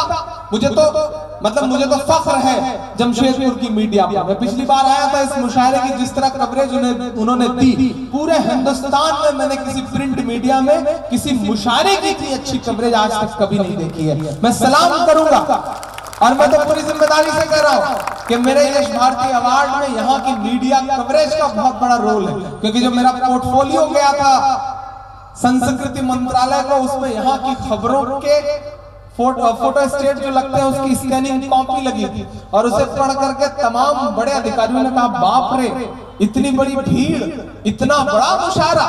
ये यहाँ के तमाम अखबारों की मोहब्बतों को सलाम करते हुए मैं ये बात कह रहा हूँ साहब। अगर मीडिया आपकी खबरें नहीं दिखाता, इलेक्ट्रॉनिक मीडिया नहीं दिखाता, तो यार मीडिया आप सोशल मीडिया के सांचे में ढल रहा है। आपके हाथ में जो 8,000 10,000 का मल्टीमीडिया मोबाइल है ना, इस पे फेसबुक है, ट्विटर है, अपनी बात रखिए, अपना दर्द रखिए, समझदारी के साथ, हिकमत के साथ एक एक चीज को दुनिया के सामने रखिए। मिनहाज अंसारी का केस जामताड़ा तक सिमट के रह जाता। अगर आज पूरी दुनिया मिनहाज अंसारी मरहूम को जान रही है तो ये सोशल मीडिया के प्रेशर का नतीजा है साहब। नजीब को आज हिंदुस्तान का बच्चा जान रहा है तो ये फेसबुक, यूट्यूब और सोशल मीडिया की वजह से है। ये इमरान की नज़्मों को इसके घर घर तक पहुंचाया है। मुझे किसी टीवी चैनल ने स्टार नहीं बनाया। आज तक आपने मुझे किसी भी टीवी चैनल के किसी भी स्क्रीन पर नहीं देखा होगा। ये टीवी उर्दू तक मुझे रिकॉर्ड करता है, लेकिन दिखाने की हिम्मत नहीं कर पाता है, डरता है हुकूमतों से।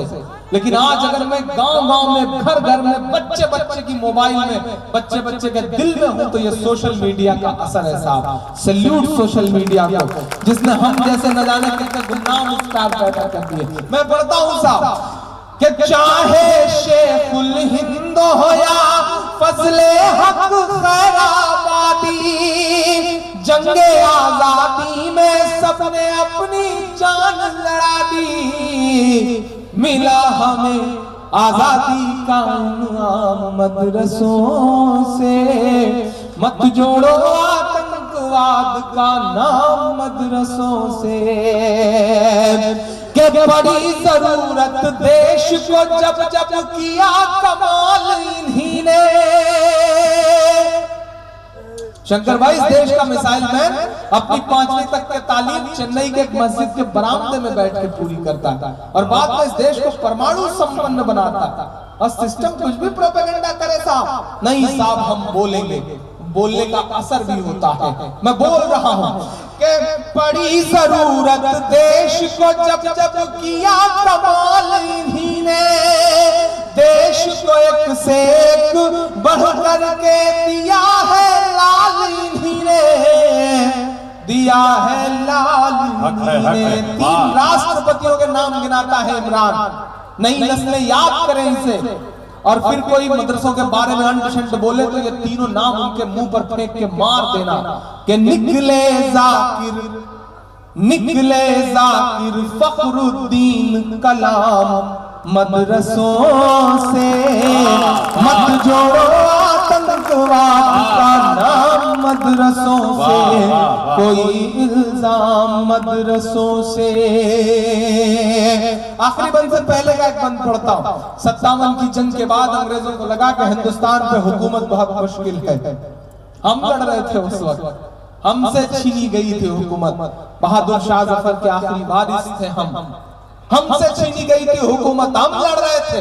अंग्रेजों को लगा कि इनसे लड़ना बहुत मुश्किल है, हुकूमत करना बहुत मुश्किल है, मुसलमानों को मिटाना पड़ेगा वरना हिंदुस्तान पे हुकूमत मुश्किल है। मुसलमानों को मिटाना है तो कुरान मिटाओ, ये उनकी प्लानिंग थी।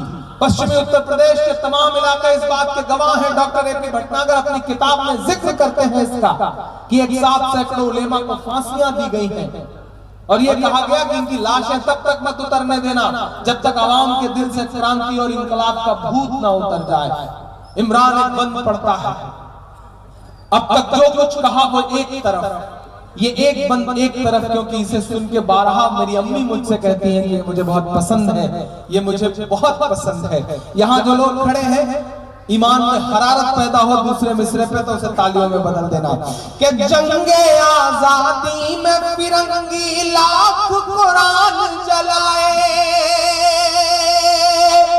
ईमान में हरारत पैदा होगी, मैं जानता हूं। हल्की सी ठंड है लेकिन ठंड को भगा करके एक बार फिर से इस मुशायरे को मुशायरा बना दीजिएगा कि जंगे आजादी में फिरंगी लाख कुरान जलाए, जंगे आजादी में फिरंगी लाख कुरान जलाए, किसी भी हाफिज के दिल से एक हर्फ मिटा ना पाए।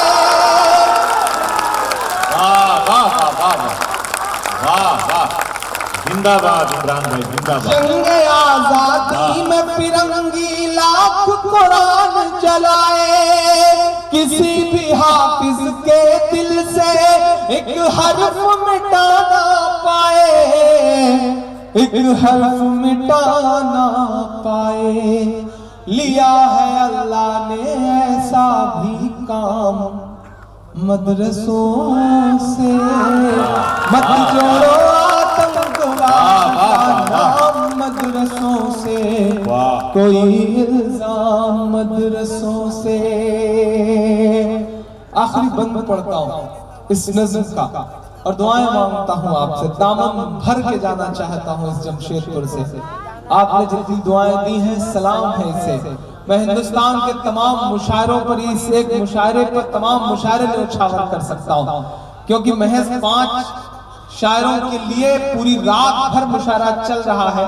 ये किसी मुशायरे की कामयाबी की सबसे बड़ी गारंटी हो सकती है। चंद लोग हैं लेकिन पिछले 6-7 घंटे से आप जिस शिद्दत के साथ यहाँ मौजूद हैं और जिस तरह मुशायरे को जिंदगी दे रहे हैं उसे सलाम है साहब। के वो कहते हैं हथियार मिलता है, वो कहते हैं ट्रेनिंग दी जाती है। अच्छा, पीछे मेरी तस्वीर लगी, अभी एक बार की मेरी नजर पड़ी तो मैं एक दिन एक तस्वीर देख रहा था, मैं बैठा था शंकर भाई और पीछे बड़ी सी मेरी तस्वीर थी, तो मुझे लगा कि अगर इतनी कम उम्र में आपको अपनी ही तस्वीर के साए में बैठना पड़े तो शायद आप सही ट्रैक पर हैं, शायद आप सही कर रहे हैं, शायद खुदा की कुछ खास नेमत है आपके ऊपर। शुक्र अदा करता हूँ अल्लाह का, इसने गाँव से निकाल करके गांव के एक मासूम से बच्चे को, जिसे हाई स्कूल तक सही से खड़ी हिंदी बोलने में भी पैर कांपते थे, उस एक बच्चे की आवाज में ऐसा असर दिया कि आज वो बोलता है तो दुनिया सुनती है। ये उसका करम है साहब। वो जिसे चाहे नवाज दे, वो जिसे चाहे इज्जत दे, जिसे चाहे जिल्लत दे। वो तो इज्जो मंतशा, वो तो जिल्लो मंतशा। इस पर यकीन है, पूरी तरह से यकीन है। मैं पढ़ता हूँ आखिरी बंद। वो कहते हैं हथियार मिलता है, वो कहते हैं ट्रेनिंग दी जाती है। मैं बताता हूँ क्या मिलता है कि वज़ू के लोटे कुछ कुरान और टूटी हुई चटाई। इस सदी का सबसे बड़ा सच है। और मैं तो कह रहा हूं कि मदरसों के जरिए इस देश के बेसिक एजुकेशन में गवर्नमेंट को बहुत बड़ा योगदान मिल रहा है। हजारों हजार लाखों लाख बच्चे हैं जो मदरसों के जरिए शैक्षिक हो रहे हैं, पढ़ रहे हैं, साक्षर दर बढ़ रही है। वरना जिस दिन मदरसे बंद हो जाएंगे, इनके बच्चे सड़कों पर आ जाएंगे, तो आप उनको पढ़ाने के लिए प्राइमरी स्कूल नहीं दे पाएंगे, क्योंकि प्राइमरी एजुकेशन का पूरा सिस्टम चौपट है देश का। देश को सुधारना पड़ेगा इन चीजों को। मदरसे तो देश की तरक्की में योगदान दे रहे हैं साहब। मैं पढ़ता हूँ कि वज़ू के लोटे कुछ कुरान और टूटी हुई चटाई, जिसे देखना है वो आकर देखेंगे सच्चाई, देखेंगे सच्चाई के फैला है, आमीन कहिएगा यहां से वहां तक, फैला है और फैलेगा इस्लाम मदरसों से। मत जोड़ो आतंकवाद का नाम मदरसों से, कोई इल्जाम मदरसों से। मैं आऊं जाऊं इसमें वक्त जाया करूं, एक लफ्ज पढ़ना चाहता हूं, बहुत पेन हो रहा है पीछे। मैं कोशिश कर रहा हूं कि मैं पढ़ सकूं, पिछले मेरे साले के 2.5 घंटे के आसपास से पढ़ रहा हूं। आप लोग गुर्दे में दर्द पैदा करवा देते हैं, ये आलम हो जाता है। आपकी मोहब्बतें भी बड़ी जानलेवा हैं साहब। अच्छा, प्रोसेस के तहत तंग करते हैं असलम भाई, प्रोसेस के तहत तंग करते हैं। पहले एक फरमाइश, फिर एक फरमाइश। और मुर्शिद भाई भी कमाल के आदमी है, इन्हें 5 रुपए में 50 रुपए का काम लेने का हुनर आता है। इन्हें पता है बंदे से कितना काम लेना। अगर मैं कभी प्रधानमंत्री बना तो इस बंदे को वित्त मंत्री जरूर बनाऊंगा साहब, इसमें कोई दो राय नहीं। और आप भी कमाल के लोग, अंडर प्रोसेस सारा काम करते हैं, तंग भी करते हैं तो सलीके से। वो एक घर में डकैत घुस गए, घर वाले बेचारे बड़े सीधे साधे सोनू भाई की तरह। आप ऐसे हंस रहे हैं जैसे सोनू भाई मतलब सीधे साधे नहीं। ऐसी बात है तो मैं मान लेता हूं कि सीधे साधे नेता आदमी है, सीधे साधे वो भी कह सकते हैं। घर में डकैत घुस गए, घर वाले बड़े सीधे साधे, उन्होंने सोचा मार खा के लुटवाने से अच्छा है ऐसे ही दे दो। उन्होंने डकैतों से कहा भाई हमें मारना मत, ये तिजोरी की चाबी, ये अलमारी की चाबी, यहाँ पैसे रखे हैं, यहाँ गहने रखे हैं, सब ले लीजिए लेकिन हमें मारिए मत। डकैतों ने चाबियां ली, तिजोरी की गठरी बनाई, जो माल रखा था अलमारी में उसकी पोटली बनाई, सब लूट लूट करके गठरी बना कर रख दिया। घर वालों ने सोचा चलो जान बची, माल गया कोई बात नहीं, गठरी ला करके रख ली। घर वाले सोचे अब ये जा रहे हैं, फिर डकैतों ने डंडा उठाया और पीटना शुरू किया, कस के पीटा। तो घर वालों ने कहा कि भैया जब हमने सब मतलब दे दिया था तो अब मारने की क्या जरूरत है। तो डकैतों ने कहा देखिए भाई इसका भी एक प्रोसेस है, ये अंडर प्रोसेस काम हो रहा है, मतलब बिना पीटे अगर हम लूट के चले जाए तो हमें लगता है कि हमने प्रोसेस के तहत कोई काम किया ही नहीं, इसलिए हमें ये सब करना पड़ रहा है। तो आप भी प्रोसेस के तहत काम कर रहे हैं, दर्द दे दे करके सुन रहे हैं। आज ऐसा पहली बार हो रहा है कि गुर्दे में दर्द हो रहा है साहब आपको शायरी सुनाते हुए। लेकिन मैं पढ़ता हूं, जो कहते हैं इस आंधी में पर न तोला जाएगा, जो इस बात पे खुश है हमसे लब ना खोला जाएगा, उनसे कहो हम तूफानों से डरने वाले लोग नहीं, कातिल को मरते दम तक कातिल ही बोला जाएगा, कातिल को मरते दम तक कातिल ही बोला जाएगा। मैं पढ़ता हूं साहब, घर वापसी घर वापसी घर वापसी। आज भी चिट्ठी लिखी है एक महासभा ने टीना डाबी के बाप को कि अतर उल शफी से शादी करें, उससे पहले उनकी घर वापसी करवाइए। तब मुझे लग रहा है कि मुझे नज़्म पढ़नी चाहिए। शंकर भाई रेट लगाए जा रहे हैं, 5 लाख रुपए का पर्चा छपा है कि 5 लाख रुपए ले लीजिए और घर वापस आ जाइए।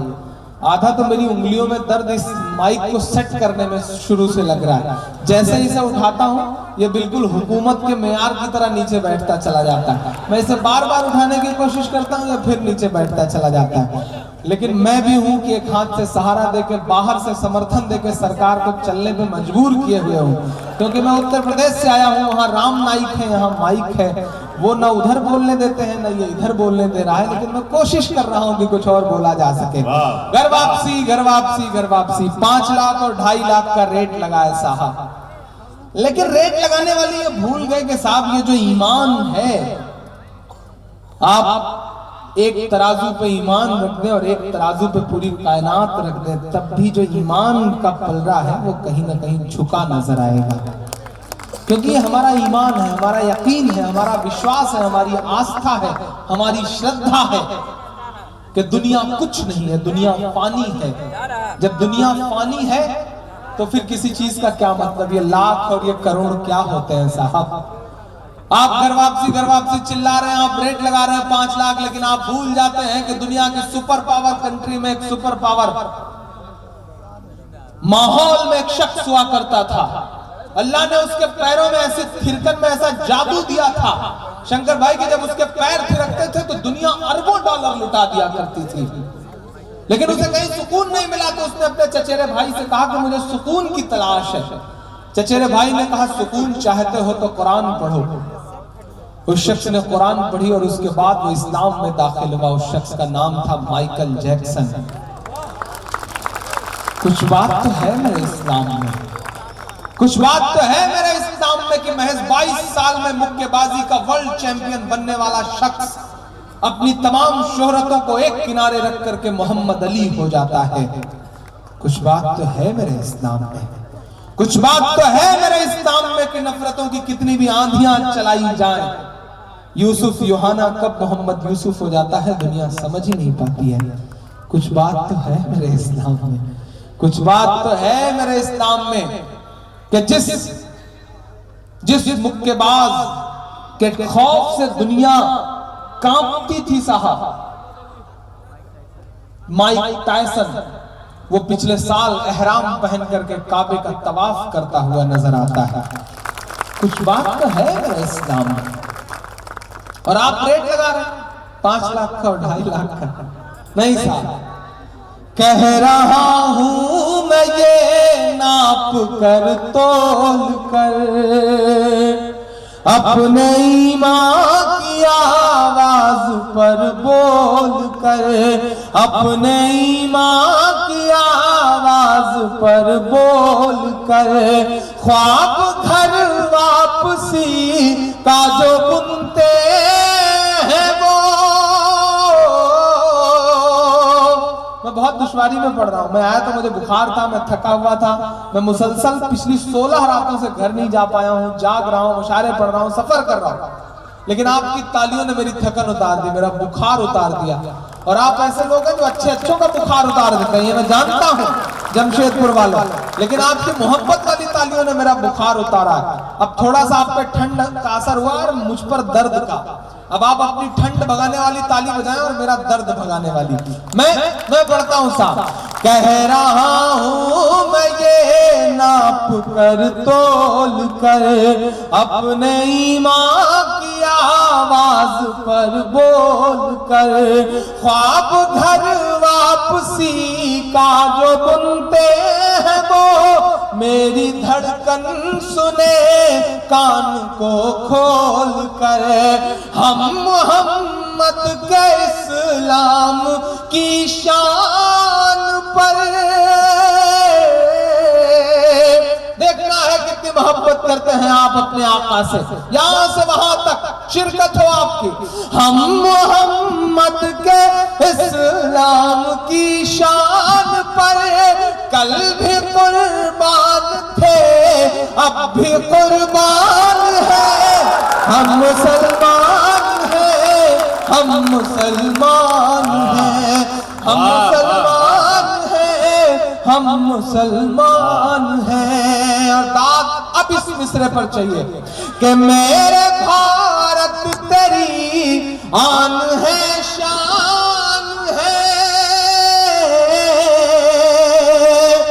मेरे भारत तेरी आन है, शान है, हम तेरी सरहदों के निगहबान हैं।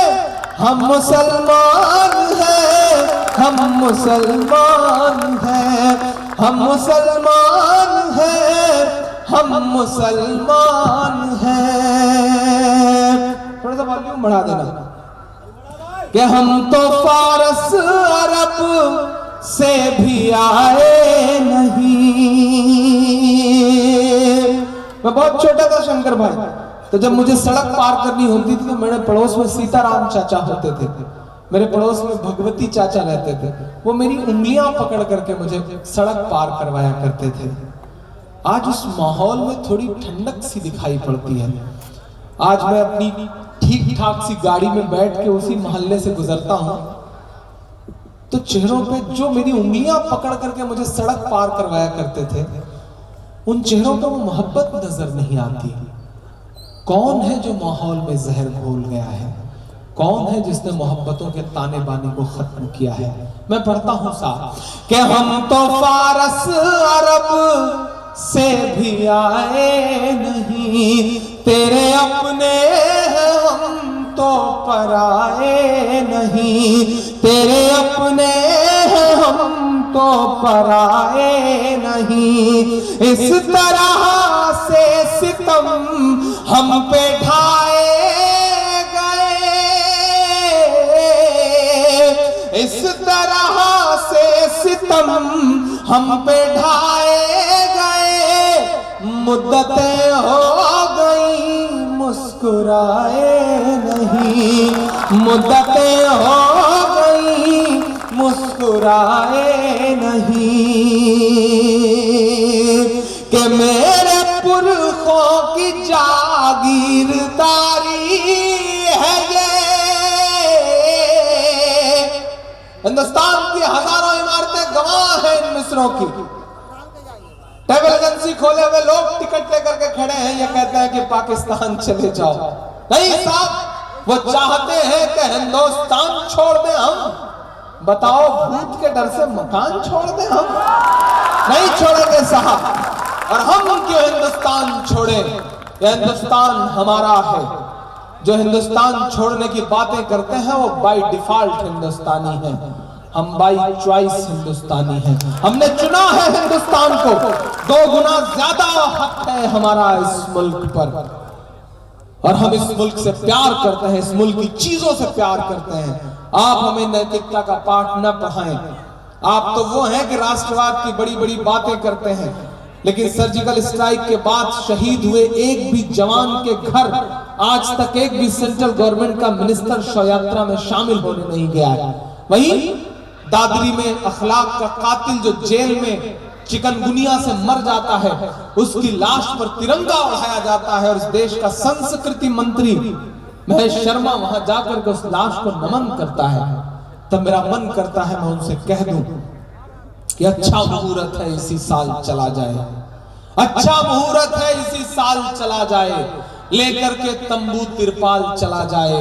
जिसको तिरंगे की अजमत से प्यार नहीं, भारत छोड़ के वो नेपाल चला जाए, भारत छोड़ के वो नेपाल चला जाए। हम क्यों जाएं साहब? हजारों इमारतें हिंदुस्तान की गवाह हैं इमरान के इन मिस्रों के कि मेरे पुरखों की जागीरदारी है ये, मेरे पुरखों की जागीरदारी है ये। मत समझना कि हम लोग मेहमान हैं, हम मुसलमान हैं, हम मुसलमान हैं। मेरे भारत तेरी आन है, शान है, हम तेरी सरहदों के निगहबान हैं। हम मुसलमान हैं, हम मुसलमान हैं।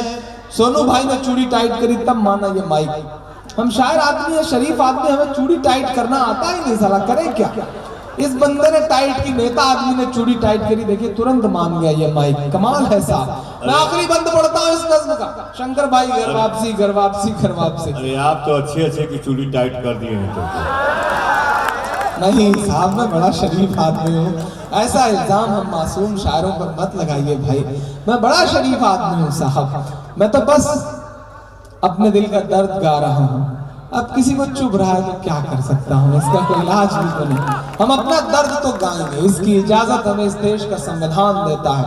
सल्यूट बाबा साहब भीमराव अम्बेडकर को, जिन्होंने एक ऐसा संविधान लिखा कि जो आम आदमी को उसका दर्द गाने की इजाजत देता है, बोलने की आजादी देता है। वो अलग बात है कि सत्ता में बैठे हुए लोग उस संविधान का मजाक बनाए हुए हैं। मैं आखिरी बंद पढ़ता हूँ। घर वापसी, घर वापसी, घर वापसी। अभियान बहुत अच्छा है, बहुत अच्छा अभियान, लेकिन अगर मेरी बात पे अमल करके 2 नामों की घर वापसी करवा ले तब ज्यादा अच्छा है। मैं नाम गिनाता हूँ साहब। तमाम स्वामियों, तमाम योगियों, तमाम प्राचियों के नाम है मेरे ये मिस्र के। सब पे लागू न ये बेबसी कीजिए, सब पे क्या भैया, इतने गौर से पहली बार जिंदगी में किसी को मुशायरा सुनते देख रहा हूँ। सलाम इस बच्चे के लिए एक बार जोरदार ताली बजनी चाहिए भाई, कमाल है। रात के 3:15 बजे अम्मी अब्बू ने इस बच्चे को भेज के जो स्वतंत्रता दिवस मनाया है, उसके लिए एक बार और जोरदार ताली बजनी चाहिए। कमाल है इस बच्चे की मोहब्बत को। और असलम साहब, मैं पूरी जिम्मेदारी से कह रहा हूं कि हिंदुस्तान में उर्दू का मुस्तकबिल कभी खराब नहीं हो सकता। मैं हिंदी लिटरेचर का आदमी होकर के पूरी जमानत देता हूं कि उर्दू का मुस्तकबिल खराब नहीं हो सकता। रात के 3:15 बजे हजारों की तादाद में लोग बैठ करके उर्दू की मोहब्बत में मुशारा सुन रहे हैं।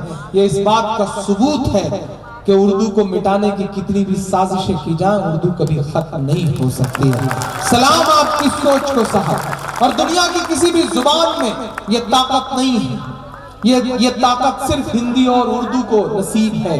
वो हिंदी का कवि सम्मेलन हो या उर्दू का मुशायरा हो, और किसी जुबान में आप कवि सम्मेलन और मुशायरे का जिक्र नहीं सुनेंगे। ये हिंदी और उर्दू की ताकत है कि रात में हजारों लोग बैठ करके पूरी रात कुर्बान करते हैं मुशायरे के नाम, कवि सम्मेलन के नाम। मैं बंद पढ़ता हूं साहब के सब पे लागू न ये बेबसी कीजिए। लड़का आज हिट हो गया, बहुत खुश है। इसने मुझे फूल दिया था तो मैंने भी सोचा कि इसे थोड़ी फूल देनी चाहिए। और मतलब बहुत प्यारा बच्चा है, अल्लाह इसे सलामत रखे। मैं पढ़ता हूँ कि सब पे लागू न ये बेबसी कीजिए। इस दौर के बच्चे इतने तेज हैं, इतने समझदार हैं कि आप तसव्वुर नहीं कर सकते।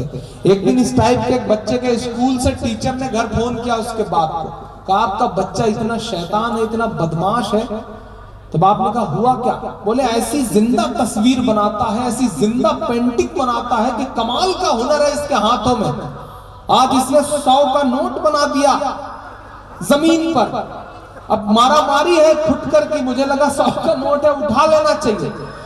100 का नोट उठाने में मेरे नाखून टूट गए।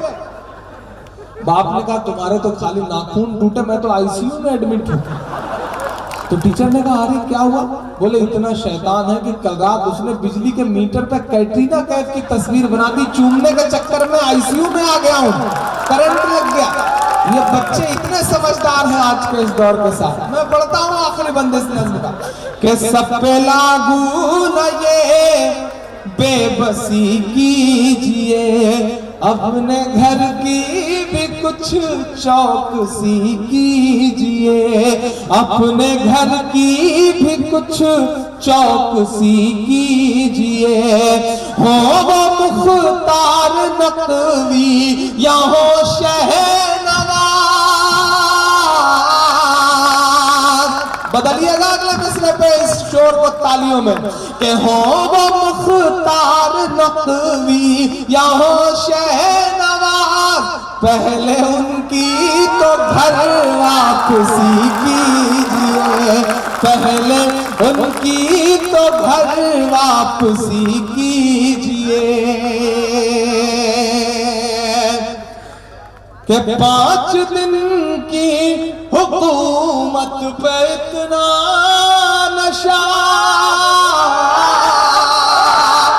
मेरा तेवर, मेरा ईमान, मेरी खुददारी, मेरा जज्बा बोलता है इन 2 मिसरों में। और अगर आपकी 800 सालों की तारीख शामिल हो इन 2 मिसरों में, तो अब तक जिन्होंने हाथ नहीं खोला मैं उन्हें भी कसम देता हूं कि 5 दिन की हुकूमत पे इतना नशा, 5 दिन की हुकूमत पे इतना नशा। हम तो वो हैं जो सदियों से सुल्तान है, हम मुसलमान हैं, हम मुसलमान हैं, हम मुसलमान हैं, हम मुसलमान हैं। मेरे भारत तेरी आन है, शान है, हम तेरी सरहदों के निगहबान हैं। हम मुसलमान हैं, हम मुसलमान हैं। और जाते जाते बिल्कुल आखिर में एक नज़्म पढ़ के जा रहा हूं। नहीं नहीं, इस सब में कुछ नहीं। एक मेरी पसंद की नज़्म सुन लीजिए, एक नई नज़्म सुन लीजिए, मेरी पसंद की नज़्म सुन लीजिए। डॉक्टर कुंवर बेचैन ने कभी एक शेर कहा कि तेरी हर बात चलकर यूं भी मेरे जी से आती है, कि जैसे याद की खुशबू किसी हिचकी से आती है, मुझे आती है तेरे बदन से माँ वही खुशबू जो एक पूजा के दीपक में पिघलते घी से आती है, जो एक पूजा के दीपक में पिघलते घी से आती है। कभी रमेश सोज ने कहा कि बहुत रोते हैं पर दामन हमारा नम नहीं होता, इन आंखों के बरसने का कोई मौसम नहीं होता, हमेशा दुश्मनों के बीच भी महफूज रहता हूँ, मेरी माँ की दुआओं का खजाना कम नहीं होता, मेरी माँ की दुआओं का खजाना कम नहीं होता। परसों मेरा ख्याल है कि तकरीबन 17-18 दिन बाद अम्मी से मुलाकात होगी, उनके हाथ की बनी रोटी शायद नसीब हो, कोई अर्जेंट कहीं कोई मुशायरा निकल आया तो मेरा मन कर रहा है कि मैं एक नज्म सुनाऊं जो अमूमन मैं मुशायरों में नहीं पढ़ता हूं। एक नज्म पढ़ता हूं जिसका उन्वान है माँ। उस नज्म की तमहीद बस इतनी है कि एक छोटा सा बच्चा है, उसकी माँ बीमार है, वो खुदा से अल्लाह से दुआ कर रहा है कि मुझसे सब कुछ छीन ले लेकिन मुझसे मेरी माँ मत छीन। ये नज्म मैंने तब कही जब मेरी अम्मी का ऑपरेशन हो रहा था, मैं ऑपरेशन थिएटर के बाहर बैठा मुसलसल रोए जा रहा था और ये नज्म आंसुओं के साथ वजूद में आई थी। मैं पढ़ता हूँ साहब और आपसे दुआएं मांगता हूँ। खुदा मुझसे माँ की मोहब्बत न छीने, खुदा मुझसे माँ की मोहब्बत न छीने, खुदा मुझसे माँ की मोहब्बत न छीने, खुदा मुझसे माँ की मोहब्बत न छीने।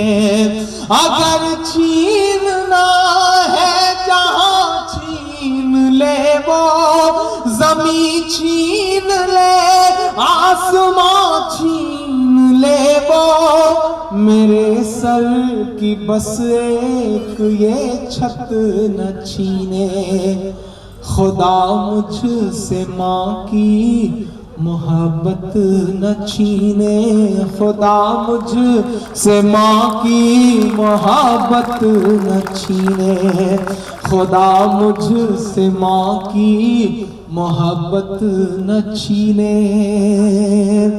कलीम कैसर साहब ने कभी एक शेर कहा कि अपने बच्चों से लगा रखते हैं सब क्या क्या उम्मीद, खुशनसीबी है जो अपने पेड़ का फल खा सके, पूरी करते रहते हैं बीबी की सब फरमाइशें, और बूढ़ी माँ का एक चश्मा नहीं बनवा सके, और बूढ़ी माँ का एक चश्मा नहीं बनवा सके। वही माँ कहती है कि अगर टूटा हुआ चश्मा मेरा बनवा दिया होता तो मैं अच्छा शगुन अच्छा मुहूर्त देख सकती थी, मुझे ख्वाहिश कहाँ दुनिया को देखूं ऐ मेरे बेटे, मगर चश्मा लगाकर तेरी सूरत देख सकती थी, मगर चश्मा लगाकर तेरी सूरत देख सकती थी। पहला बंद पढ़ता हूं इस नज़्म का साहब कि अगर माँ न होती जमीन पर न आता, जो आंचल न होता कहाँ सर छुपाता, मेरा लाल कहकर बुलाती है मुझको कि खुद भूखी रहकर खिलाती है मुझको, मेरा लाल कहकर बुलाती है मुझको कि खुद भूखी रहकर खिलाती है मुझको, ये दामन मेरा चाहे नम कर दे जितना, वो बस आज मुझ पर करम कर दे इतना, जो मुझ पर हुई है इनायत न छीने, खुदा मुझसे माँ की मोहब्बत न छीने, खुदा मुझसे माँ की मोहब्बत न छीने। कि मुझे पाला पोसा बड़ा कर दिया है, के पैरों पे अपने खड़ा कर दिया है, कभी जब अंधेरों ने मुझको सताया तो माँ की दुआ ने ही रास्ता दिखाया, कभी जब अंधेरों ने ने मुझको सताया, तो माँ की दुआ ने ही रास्ता दिखाया।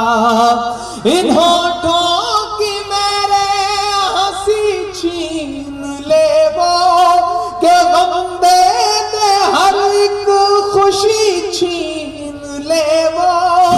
यही एक बस मुझसे दौलत न छीने, खुदा मुझसे माँ की मोहब्बत न छीने, खुदा मुझसे माँ की मोहब्बत न छीने। और आखिर में बच्चे को लगता है कि माँ नहीं बचेगी, तो आखिर में अल्लाह से, खुदा से क्या दुआ करता है, क्या कहता है कि अगर माँ का सर पर नहीं हाथ होगा, तो फिर कौन है जो मेरे साथ होगा।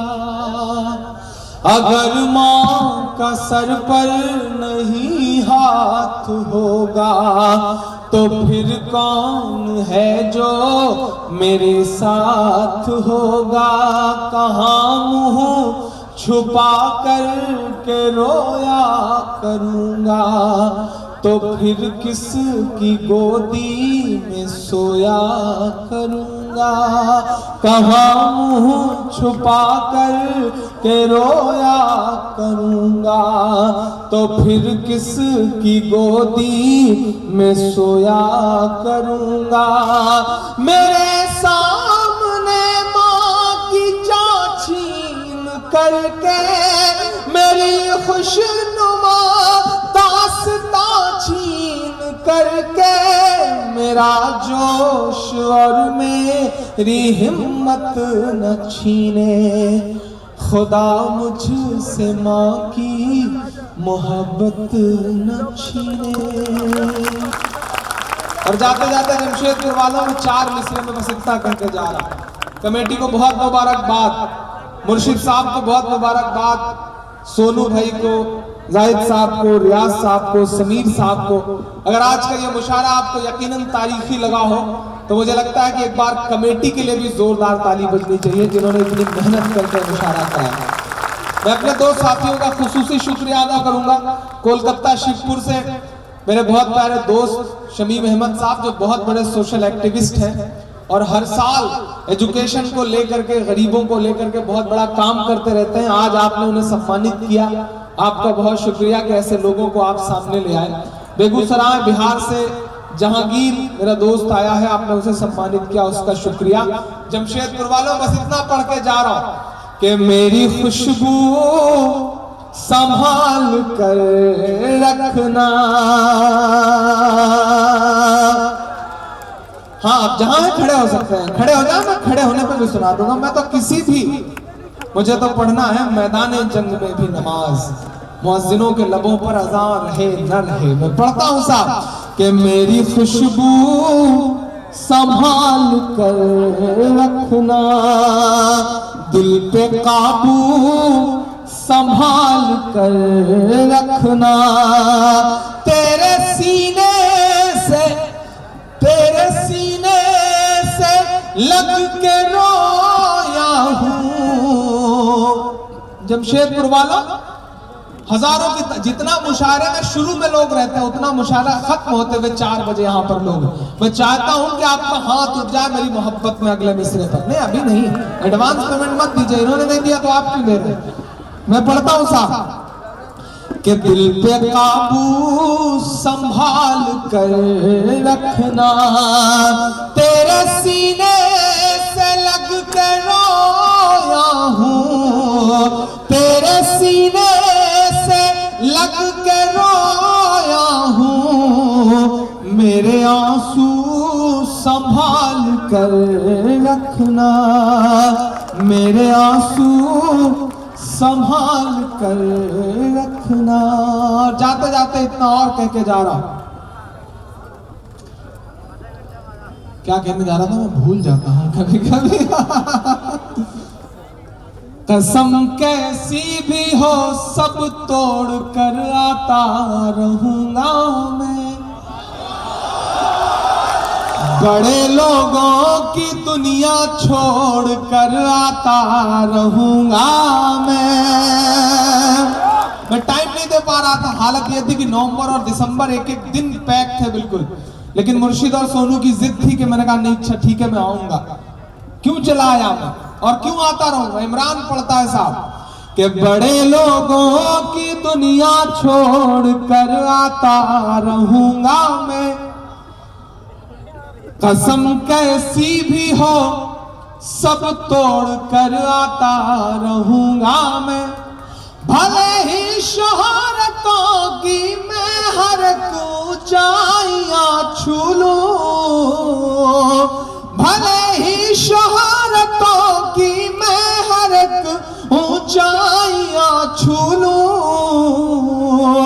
बुलाकर देख लेना दौड़ कर आता रहूंगा मैं, बुलाकर देख लेना दौड़ कर आता रहूंगा मैं। और नहीं ये मत समझ लेना कि दौलत खींच लाई थी, नहीं ये मत समझ लेना कि दौलत खींच लाई थी, कोई तो डोर थी जिसकी बदौलत खींच लाई थी, कोई तो डोर थी जिसकी बदौलत खींच लाई थी।